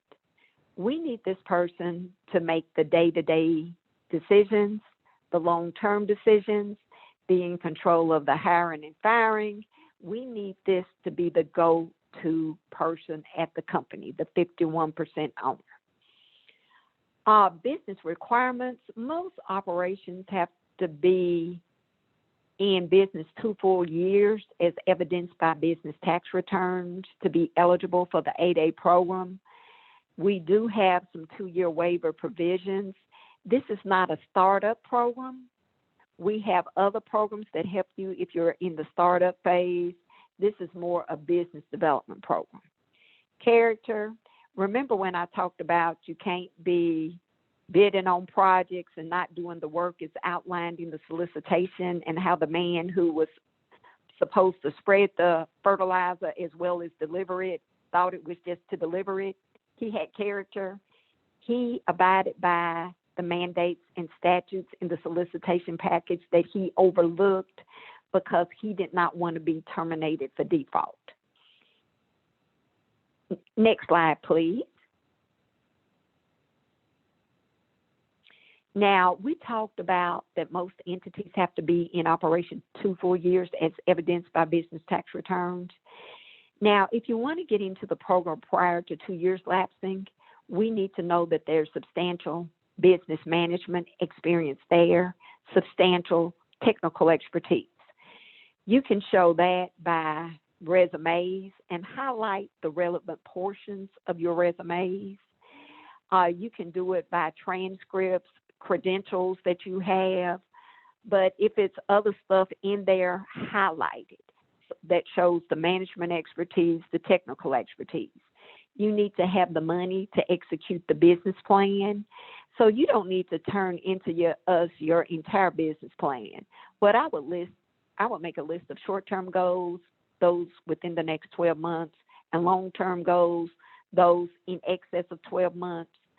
And for the long-term goals that fall in like a 2-year window, I would show that I had the money for that. Successful performance on government and non-government projects, ability to meet the requirements, that capacity again, the facilities, equipment, and employees to perform on the projects. Next slide, please. Now for the application process. Register for your DUNS number, and Ms. Kenyatta was nice enough to put it in the chat, the DUNS and the 1-800 number to get it. You will need to identify your NAICS code, thus the logic in the exercise we had before we transitioned to the PowerPoint presentation. You would need to register for SAM. We talked about the system for award management, and before you could be awarded a federal government contract, you have to be registered in SAM. So you would want to go to the 8A website that Coach Kenyatta put in the chat, and you will be able to go into certified.sba.gov, and that is the electronic application portal for the 8A process. If you need any assistance, you can give us a call at SBA or check in the portal.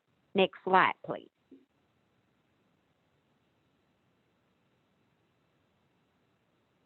And you see the portal.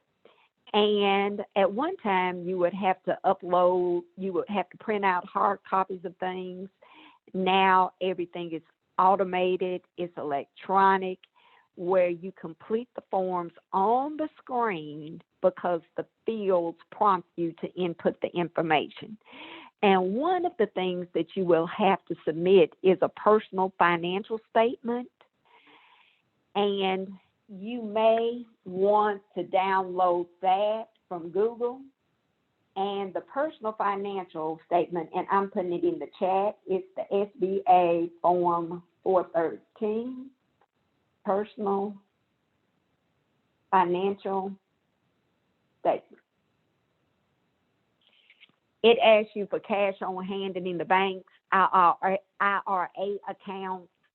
For the liabilities, it asks you for revolving loans, mortgages, car notes. There's a place on it where you put the appraised value of your house, where you list the equity of it.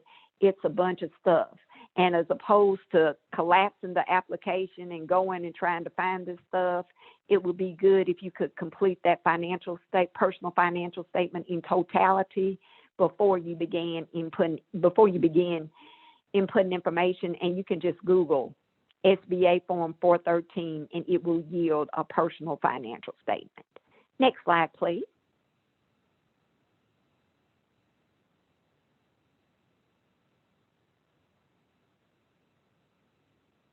All right.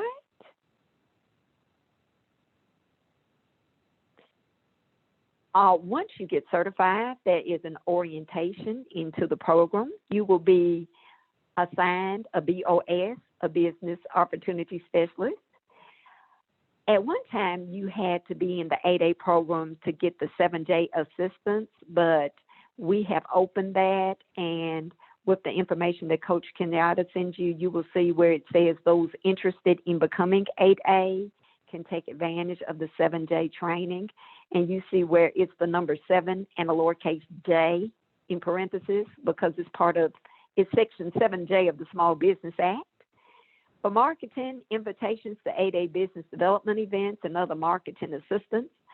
we have a business development academy where we have government agencies there, and we ask the 8A contractors to come there and network and listen to the workshops. We've had people there from the Corps of Engineers, the General Services Administration, making you aware of what they have available and for you to meet in person. And we are doing some things virtually.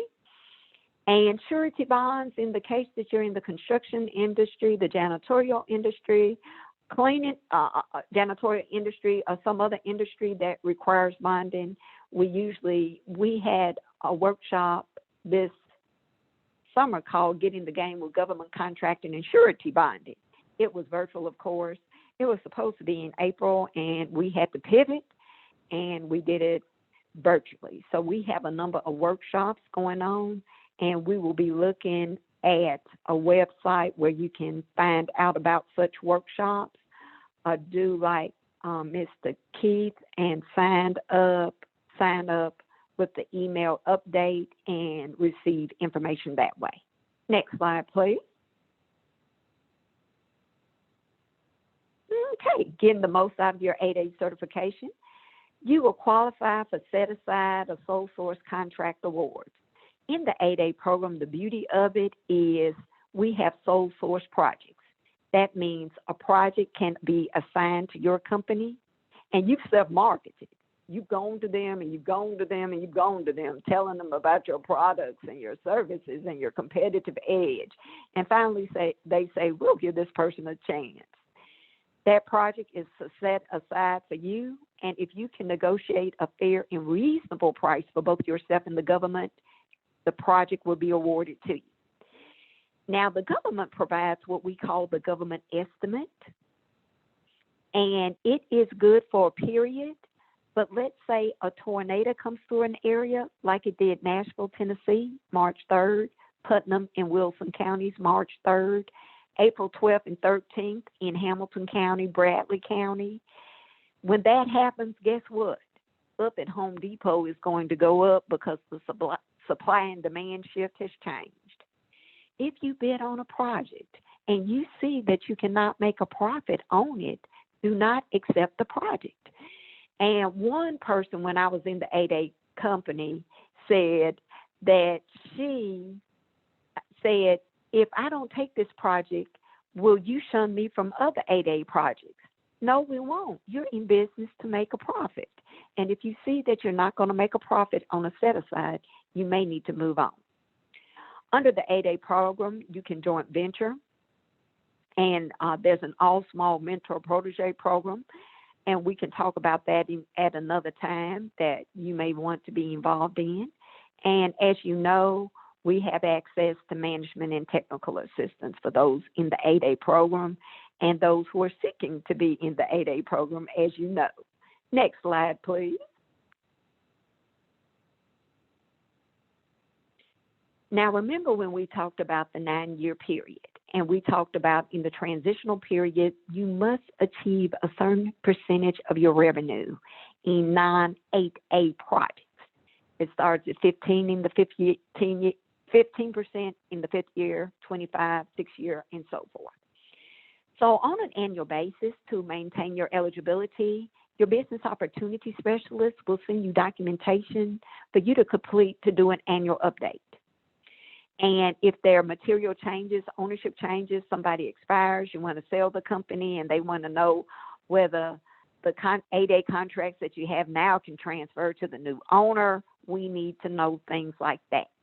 And of course, maintain SAM and the dynamic small business search profile. SAM pours into the dynamic small business search. And DSBS, and I'm just putting dynamic small business search. Next slide, please. With the federal government, we use a lot of acronyms, so if I don't spell out an acronym for you, please stop me, because a relative told me, you're the alphabet person. SNL, a church service has a Saturday Night Live prior to COVID. They called it Saturday Night Live. So I said SNL, and CDC and Prevention, Department of Health and Human Services, so we go on and on. For the rules for 8A certification, remember we talked about the FAR, the Federal Acquisition Regulation, being the government's Bible for federal government contracts and in government solicitations. A FAR clause is reference, just numbers listed, nothing beneath it, or full text, numbers listed and the whole paragraph about that particular FAR clause. Whether it's reference, full text, you need to know.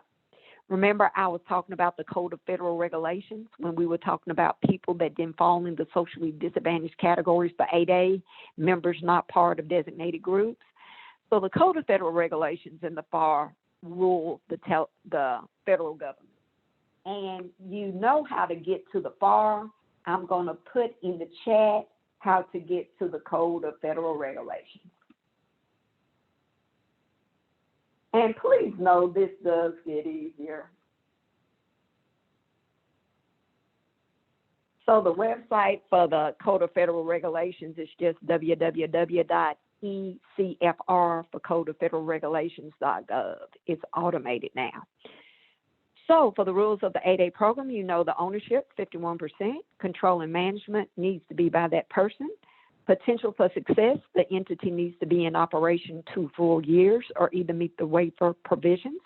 Character, you need to have good character and not have defaulted on a contract. You need to be aware of contract information, the beta.sam.gov, where projects in excess of $25,000 are posted, and about small business programs. And your business opportunity specialist will keep you abreast of that. Plus, we're going to talk about the Procurement Technical Assistance Center before we conclude this session that will keep you abreast of small business programs as well. Next slide, please. Hubzone. And I will put that address in the chat, Ms. Coach, www.sba.gov, Hubzone. All right. So just like we needed to know the NAICS code and the table of size standards and the SAM for 8A, we needed to know it. We need to know it for Hubzone. Next slide, please. For the historically underutilized business zone, basically, we're trying to get money into zip codes that the culture sometimes does not want to pour money. So the Hubzone program is to stimulate capital investment with businesses locating there, employees going there, going to the restaurants and other businesses there.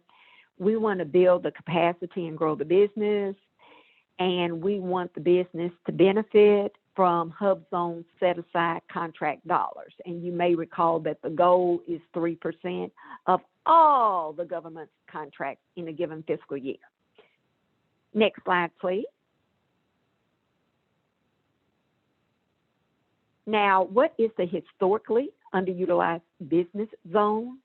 Like I said, it's an area where there's low income, high unemployment, or both, because they sort of go hand in hand. And we get the information from the Department of Commerce, the Census. We get information from that, where to determine Hubzones, and the Bureau of Labor Statistics. Next slide, please. Seeing whether it's right for you, looking at the eligibility criteria. In a Hubzone, you must own 51% of the company. 2, it must be located in a Hubzone. 35% of the employees must reside in a Hubzone. It doesn't have to be the Hubzone where the business is, as long as it's a Hubzone.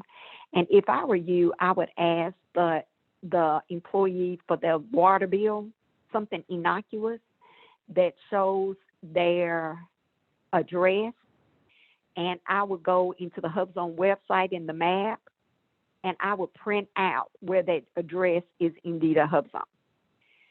Since this program is for small businesses 2, make sure you don't exceed that small business size standard. For the 8A program, there was time in business requirements, 2 full years. For Hubzone, there's no time in business requirement. Be sure you have a NAICS code where the federal government makes purchases. And there are exceptions for certain groups like Native, Hawaiian companies, and things like that. Next slide. So where SBA is concerned, what we do, we implement and regulate the program at SBA. We streamline the certification process. The Hubzone program, it came at a time where it was electronic from beginning to end. With the 8A program, when I came in, it was hard copy, but everything's automated now, of course. So we at SBA, we also determine and adjudicate the eligibility, and we maintain a certification listing of Hubzone companies. Next slide, please.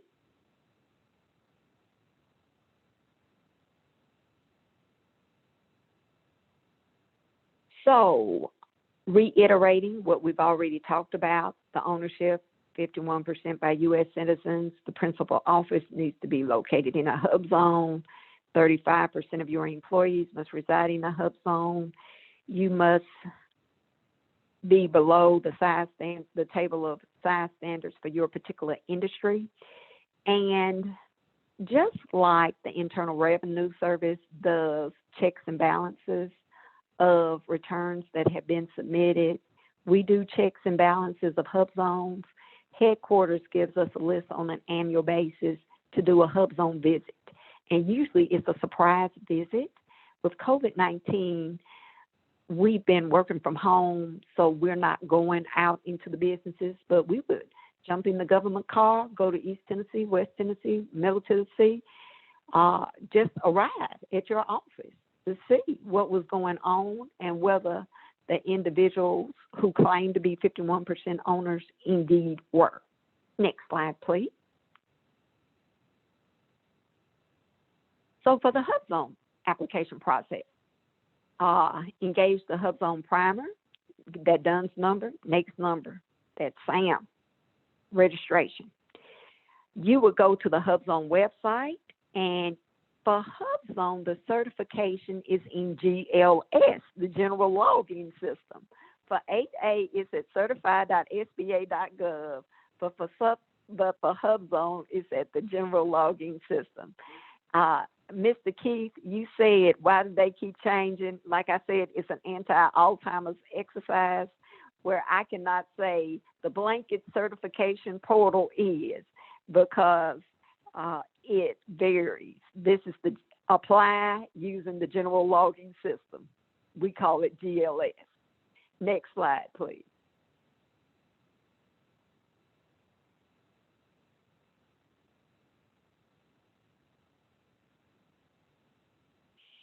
So, supporting documentation, the signed Hubzone program certification signature sheet, part of the application process.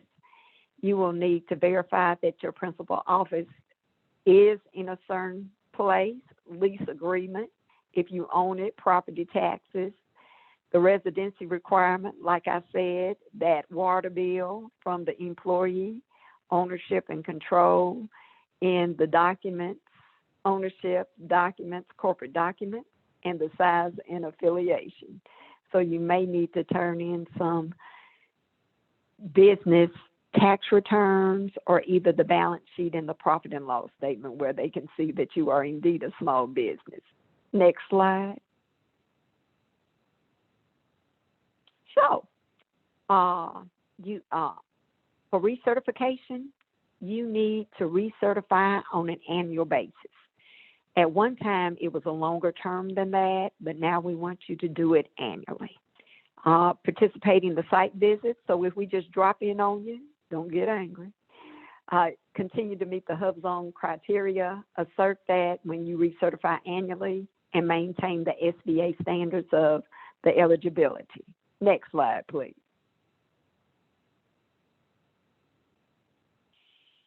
So, getting the most out of your Hubzone, basically the same thing as for the 8A. But under the Hubzone program, we really don't have any sole source awards unless it's an emergency or something. Whereas sole source awards are a feature of the 8A program, not so much for the Hubzone. So you will be bidding against your peers, other businesses located in historically utilized business zones. Next slide, please. Okay. And like Coach Kenyatta said, we'll be doing the Women-Owned Small Business at a different time.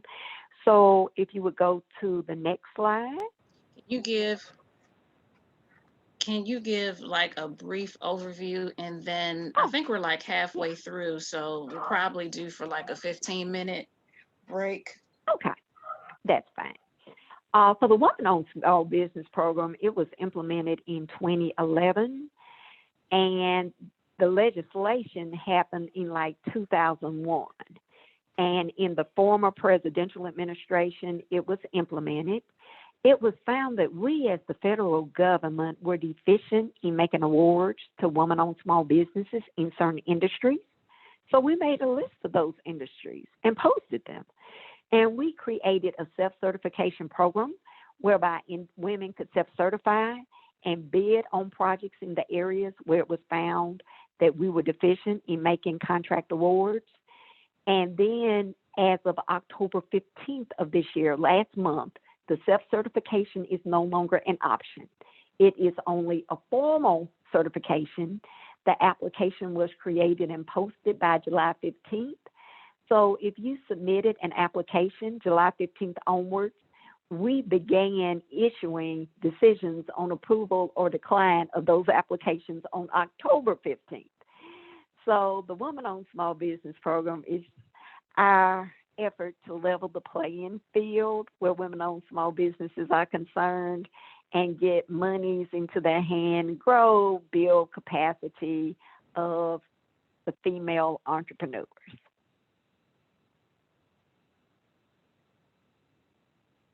And Coach Kenyatta, back to you for the break. Okay, everyone, I hope that you guys have enjoyed what you've been hearing thus far and what you've seen. I hope you all have gathered quite a bit of information, even at this particular point in our webinar. I want to thank you again, Jacqueline Merritt, for bringing this information and this content to us. We're going to take a brief 15-minute, and that will be your opportunity to grab something to eat, a snack, check on your kids, check on your dog, and I have to check on mine, and get your favorite beverage, stretch your legs, whatever you need to do, and meet us back in 15 minutes. The 15-minute mark will be at, why is my thing not letting me look at this? Hold on, let me see my watch. It will be at 1:14. Okay, so let's go ahead and make it even at 1:15. 1:15, if we're back right at 1:15, and I'll play some background music for everyone. So we will meet back at 1:15. Thank you.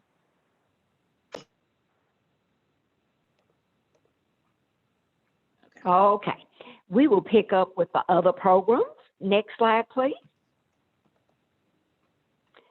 Earlier, we talked about the Service Disabled Veteran-Owned Small Business Status. That is a certification that's still a self-certifying certification. Now, we do have Service Disabled Veteran-Owned Small Business Set-Aside projects, but only those who fall in that category can bid on them. And just like with the small business status, for which there's no formal designation where an application goes to DC for approval or decline, a person can file a protest if they do not think that an individual is a legitimate small disadvantaged veteran-owned small business. And it has to be a set-aside on which the other person has bid on as well. So if this happens, the SDVOSB needs to be sure to have a DD 214 and a letter of adjudication from the Veterans Administration citing the percentage of being physically challenged. So just have those documents available that you can show somebody, and all will be good. Next slide, please. So for the service disabled veteran-owned small businesses, like I said, they qualify for the set-aside opportunities. They can build capacity and grow, and they too can be involved in joint ventures. Next slide.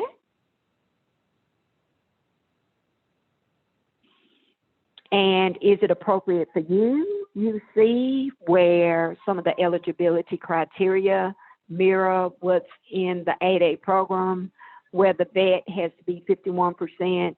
We consider a business ownership as being by the 51% ownership. If it's 51% owned by a female, we feel it's woman owned. 51% owned by SDVOSB, it's 51% owned by a service disabled veteran. This individual must hold the highest officer position. It cannot be 51% ownership in name only. The proper NAICS codes where the government makes purchases. The individual needs to have managerial experience and manage the day-to-day operations of the business, the go-to. Next slide, please.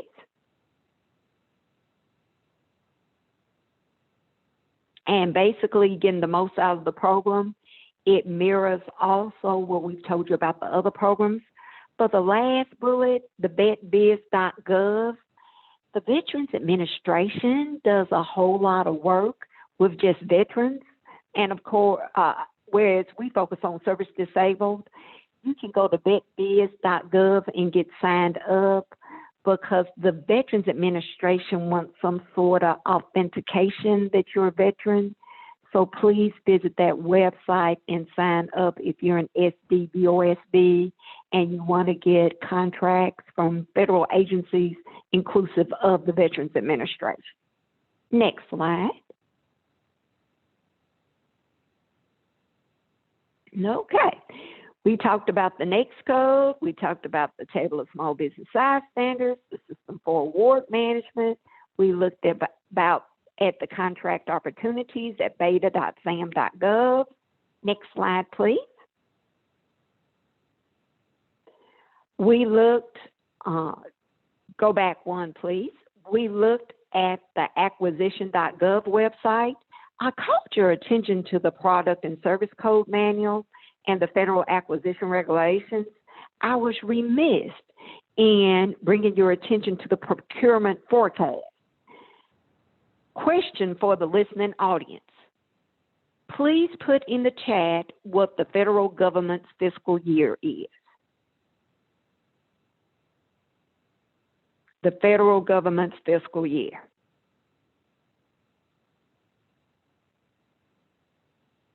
October. Very good. The federal government's fiscal year runs from October 1 to September 30th. That's the first thing you want to do when trying to do business with the federal, state, or government entities. The state of Tennessee's fiscal year is July 1st through June 30th, I believe. So the last thing you want to do when you see something in the procurement forecast for quarter one for you to think it's January through March. It's really October through December. So you want to keep that in your memory bank. Our fiscal year is October 1 through September 30th. And please revisit that acquisition.gov website and look for those procurement forecasts. And what it is, let's say you as a human being sat down in October, November, and planned everything that you were going to purchase from 2021.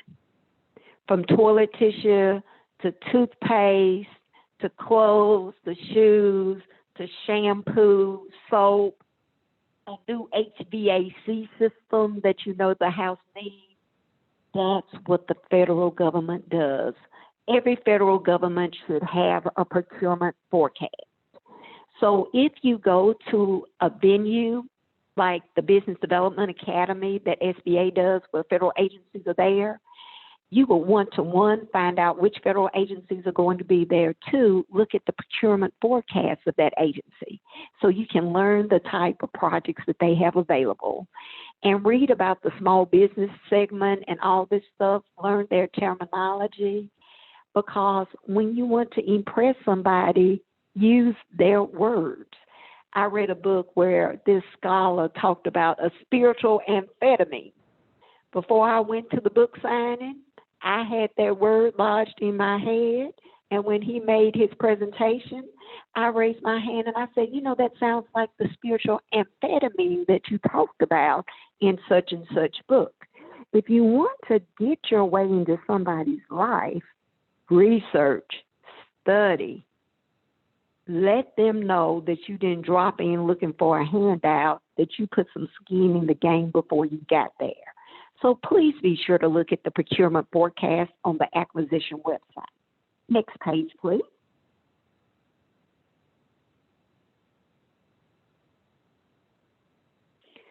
This is the link for the Procurement Technical Assistance Center.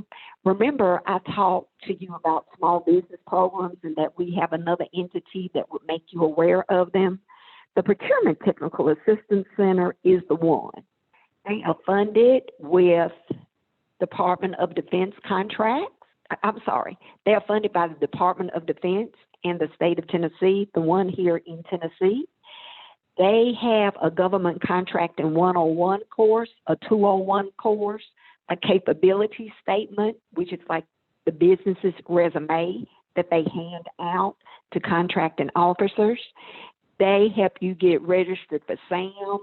They have a service called Bid Match, where they will take keywords of your entity, NAICS codes from your entity, product and service codes, put them in a database, and send you, put them in a database that searches for federal, state, local government projects, and then send you a list of those on a daily basis. They will include the geographical location that you feel comfortable performing contracts, the dollar amount, whether it's $250,000 to $500,000, whether it's $500,000 to $1 million. They provide all sorts of things, and the price is right, free of charge. So, Coach Kenyatta, would you go to that last slide, which is my contact information? And this is how you contact me. But before you go, I want to take you to the Ptac slide and Ptac website, and hopefully we'll have you out by 1:35. If you give me 5 minutes. I know we were supposed to conclude at 1:30, but as you know, we had to pivot with some of the technical issues that we had. So thank you, Coach Kenyatta. I'm going to share my screen now. Okay.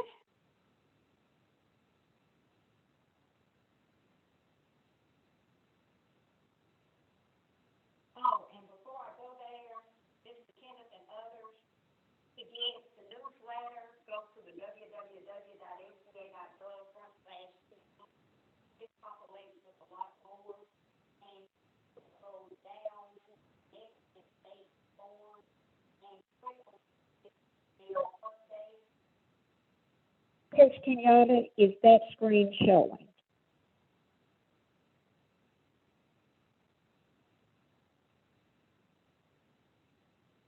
Coach Kenyatta, is that screen showing? Yes, I see Tennessee District Office. Okay, good. So go to email update and do that. So let's go to You just went far away. okay, let's go to Ptac. If you could come back to the phone. Thank you, Can you- Coach Kenyatta. There you go. Okay. Oh, I cut it off speaker on the break. So y'all have the Ptac address. So I'm just searching it in Google and getting there that way. And please let me know when you see UTCIS in the upper left-hand corner, Coach Kenyatta. Okay.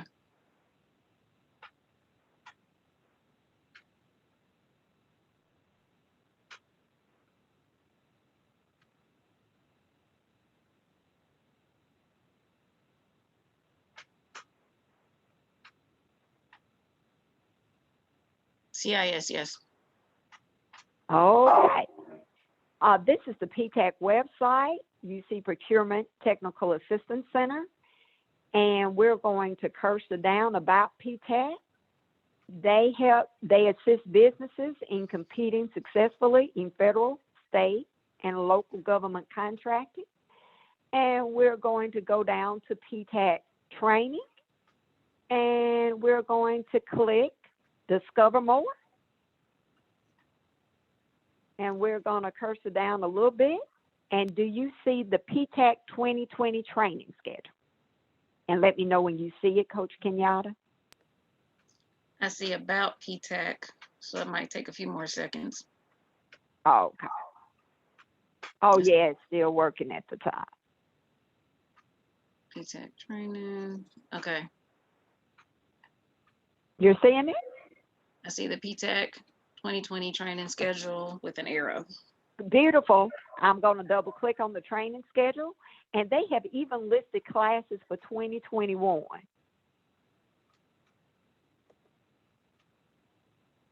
And basically, a perfect prerequisite for this workshop would be Government Contracting 101, Government Contracting 201, and most of these classes are being held virtually due to COVID. So a lot of information, as you can tell, is disseminated in these workshops. If you want to attend the Government Contracting 101 one day and then attend the one the following week or the next month, I attend them periodically because, like Coach Kenyatta says, it's always changing. So I attend them to get the latest about it. And there is a workshop, February 17, 2021, training on government website. So these trainings are free of charge. So please take advantage of these. And the people at Ptac have 5 people, and they service the state of Tennessee, all 95 counties. All of them are warm as toast. Prior to COVID, they would come to your place of business and help you get on SAM and other things. But please attend some of these workshops, and please get on the bid match, where as opposed to you're going to beta.sam.gov, they do it where they have the database where they search for projects that would be good for you. And in the case you find a project that you like, download the solicitation package, work it up to the best of your knowledge, and when you find out about it, tell them, email them, I'm looking at this, I'm working on it, are you available on this date to give me pointers? And they assist with that free of charge as well. Back to you, Coach Kenyatta. Do you have the website for the bid match? That is not, there's not a website for it. You need to add, the attendees need to ask one of the Ptac representatives, tell them that they would like to be part of bid match. So basically what I'm going to do, I'm going to go out of where I am, the Ptac training, and let me know when you see Ptac training in a large font, Coach Kenyatta. See it? Okay. I'm going to cursor down and you'll see Meet the Experts. And these are all the people who work at the Ptac. And under Meet the Experts, I'm going to click Discover More. And let me know when you see the big picture that goes from left to right on the screen, Coach Kenyatta. Okay, I see SBIR and STTR. Oh, okay. It's in there.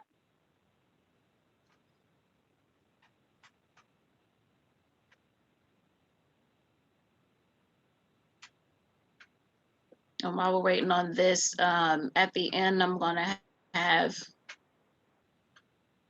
to put back up Ms. Jacqueline's information on the screen. I'm also going to put it in the chat.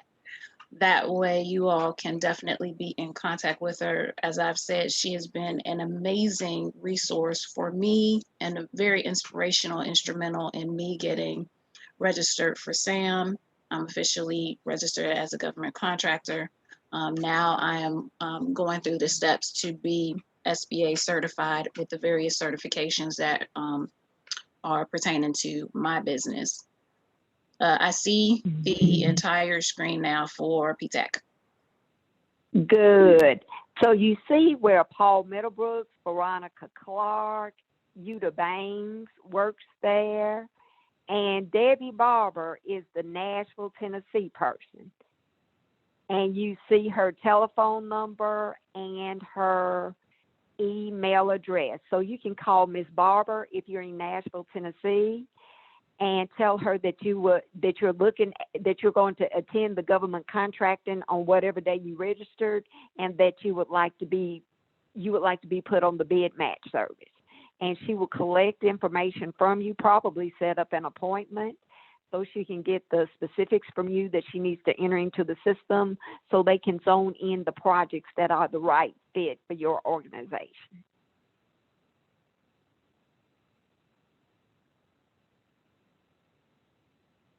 Any questions? There's a few questions in the chat. Will this And I'm PowerPoint? going to stop sharing, Coach Kenyatta. Okay, Okay. do that. I will go here. And that way you all can go ahead and write that information down. I will also put it in the chat. One of the questions was, will this PowerPoint be available for everyone who participated?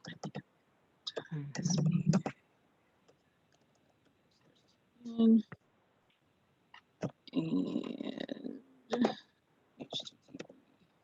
yes, go around process.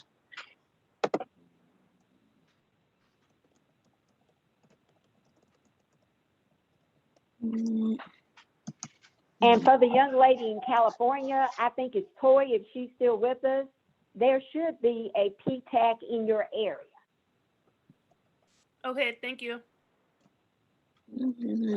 Oh, yeah. That right. Okay.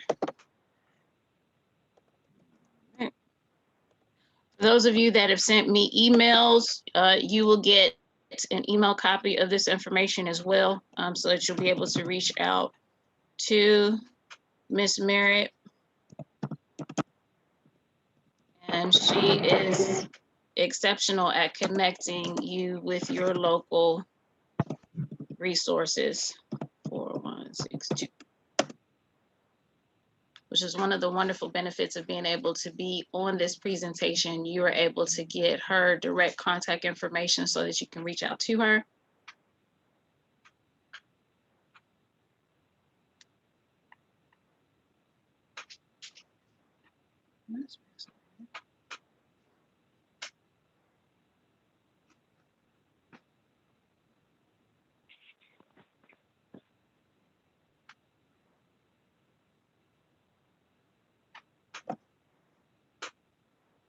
And someone asked, is there a Ptac in Louisiana? There's a Ptac in all 50 states. And I got the address. It's so long, I just put Ptac plus TN in Google. And for Louisiana, I think the 2-letter abbreviation is LA. It may give you Los Angeles. If it does that, just put in Ptac plus Louisiana, and they're Ptacs across the nation.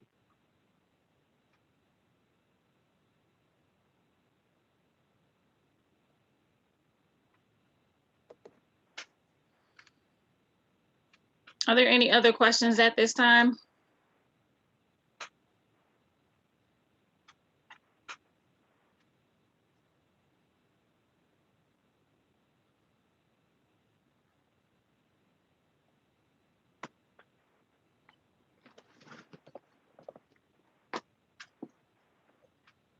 I'll be adding this presentation, pending we're able to download it properly, to my information vault.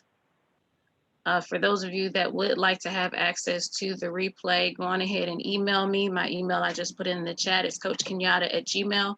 I'll give you all 1 week's access to be able to review all of this information. After that, there will be, I do charge for access to my vault.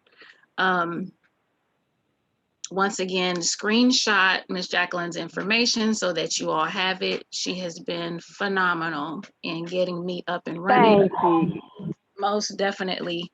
And the It helps to work with the coach. Thank you for that plug. I love that. The second resource that she gave was Ptac. Ptac is also equally phenomenal.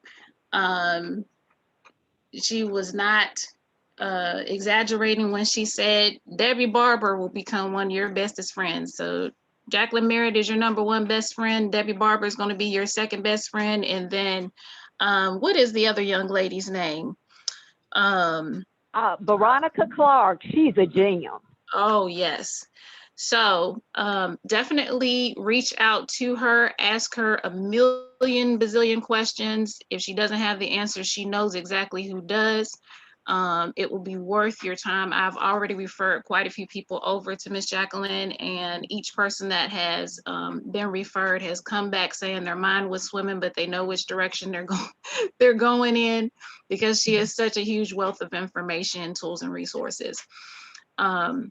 Jacqueline, thank you so much for spending this time with us, and also being so willing to give us the second presentation, which is going to be solely on women-owned small business as well as economic. Yes, ma'am. Women-owned small business. I am going to be looking at reaching out to Ptac to see if they will also do a presentation specifically on proposals and some of the other services that they provide. I was able to sit through one of their, well, actually two of their capability statements when we were actually doing them in person earlier this year. And so I do want to see if I can bring that information to you all as well. But at this time, if you guys could come off of mute and just give us some feedback. I also solicited you all sending me emails of the feedback of what you all thought about this presentation and how it was conducted, what you all gained from this presentation. I know it was quite a bit of information, and I know it was quite a bit of time, but we really appreciate you taking the time not only to share this moment with us and take in this information, but also to invest in yourself and in your business. And, you know, sharing is caring. So what you learned here, we're hoping that it was so thick and rich that you will be able to go back and share with your friends and your family members that might be in need as well. So we're going ahead and we'll take a few comments from our participants.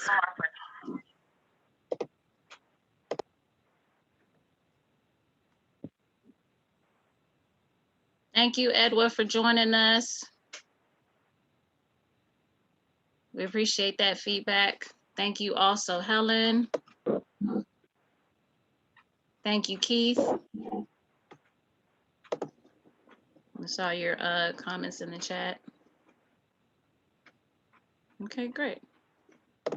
So Ms. Jacqueline, thank you once again for this wealth of information. As I said before, this has been a beautiful experience to be able to bring your tools and expertise to our people, and to kind of help us as a community of business owners to really look into what opportunities are out there for us to expand and grow in.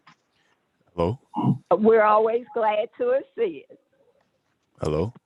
Yeah, come on, Lathan. Hey, I just want to say thank you, Ms. Jacqueline. Of course, like everyone is saying, your energy that you brung on this chat, you know how they say that when you answer a phone, you put an answer with a smile, especially if you're doing any type of telemarketing. It's just it seems that you're so genuine, your actions and your words, and you can feel it. You can feel it through this chat, and that's just truly amazing, and that's remarkable how you can do that. And thank you for the information again. Thank you. Like I said, it helps to have a coach. Absolutely. Thank you for facilitating this. Most Thank definitely. you for your presence, because we know it's a large block out of your day. But worth it though. We love hearing that. Okay, does everybody have Ms. Jacqueline's information? Just want to make sure that everyone had an opportunity to write down either her information or my information. If you do not have it, it's okay. Write down my email, coachkenyatta@gmail. That's KENYATTE, Schwa, Only one A, okay. And I will be more than happy to forward her contact information to you. I think that's pretty much it for right now. If you have any questions, I'm available, and we really appreciate you guys spending this time and like I said, investing in your business and the growth that can be there. Let me see, I just saw something in the chat. Stephanie Greer said, this was a wealth of information. I'm so grateful to have received free information that I can actually use. Today was the first time I heard about Ptac, a valuable resource that can provide handheld support to help grow your business. Thank you so much, and God bless. Thank you, Stephanie. And please do share. This is one of the things that I really enjoy doing, is bringing together tools, awesome individuals that have critical tools and resources that can help bring our businesses to the next level. So like I said, we will have more opportunities to hear additional information about the various certifications. And like I said, I'm going to look into reaching out to Ptac and see if they can do a presentation for us as well. So definitely stay in contact with me. You have my email address. Definitely reach out to me and say, hey, look, I want to be added to your email. For those that have already sent in emails requesting the email that Ms. Jacqueline sent to me in regards to the, what was that again? That wasn't RFP, was it? What was it? 7J training. The 7J training. You guys will be receiving that email shortly, probably within the hour. And I think that's pretty much it for us for today. Once again, thank you so much, Ms. Jacqueline, for giving up us your time, your energy, and your resources. You're always a joy to have as a guest speaker. You always bring the awesome sauce. Straight meat and potatoes, people.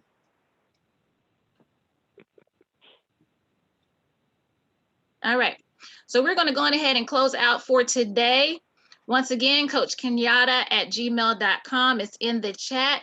You can definitely reach out to me. Next segment should be probably in about a month. We have not solidified on the date yet, but we will. And if you do want to be there for that, make sure you reach out to me so that we can go on ahead, and please email me the info. Thanks. Gotcha, Keith. We will make sure that we have you on the email list for that. So you guys have a wonderful rest of your day. Enjoy your weekend. Next week is Thanksgiving. So remember to share that gratefulness and thankfulness with all of those in need. Don't eat too much, but we know how we get on Thanksgiving with all that good eating. I wish you guys blessings and safety and security in this pandemic season. Continue to keep those prayers going and prayers up for those of us that have friends and family members that have been hit by COVID. And always keep your head up as we're moving forward, because forward momentum is the best momentum. You guys have a wonderful day. Thank you again, Ms. Jacqueline, for everything that you do and all the wonderfulness that you provide. I continue to look forward to being in contact with each of you. Blessings and continued success. Bye-bye.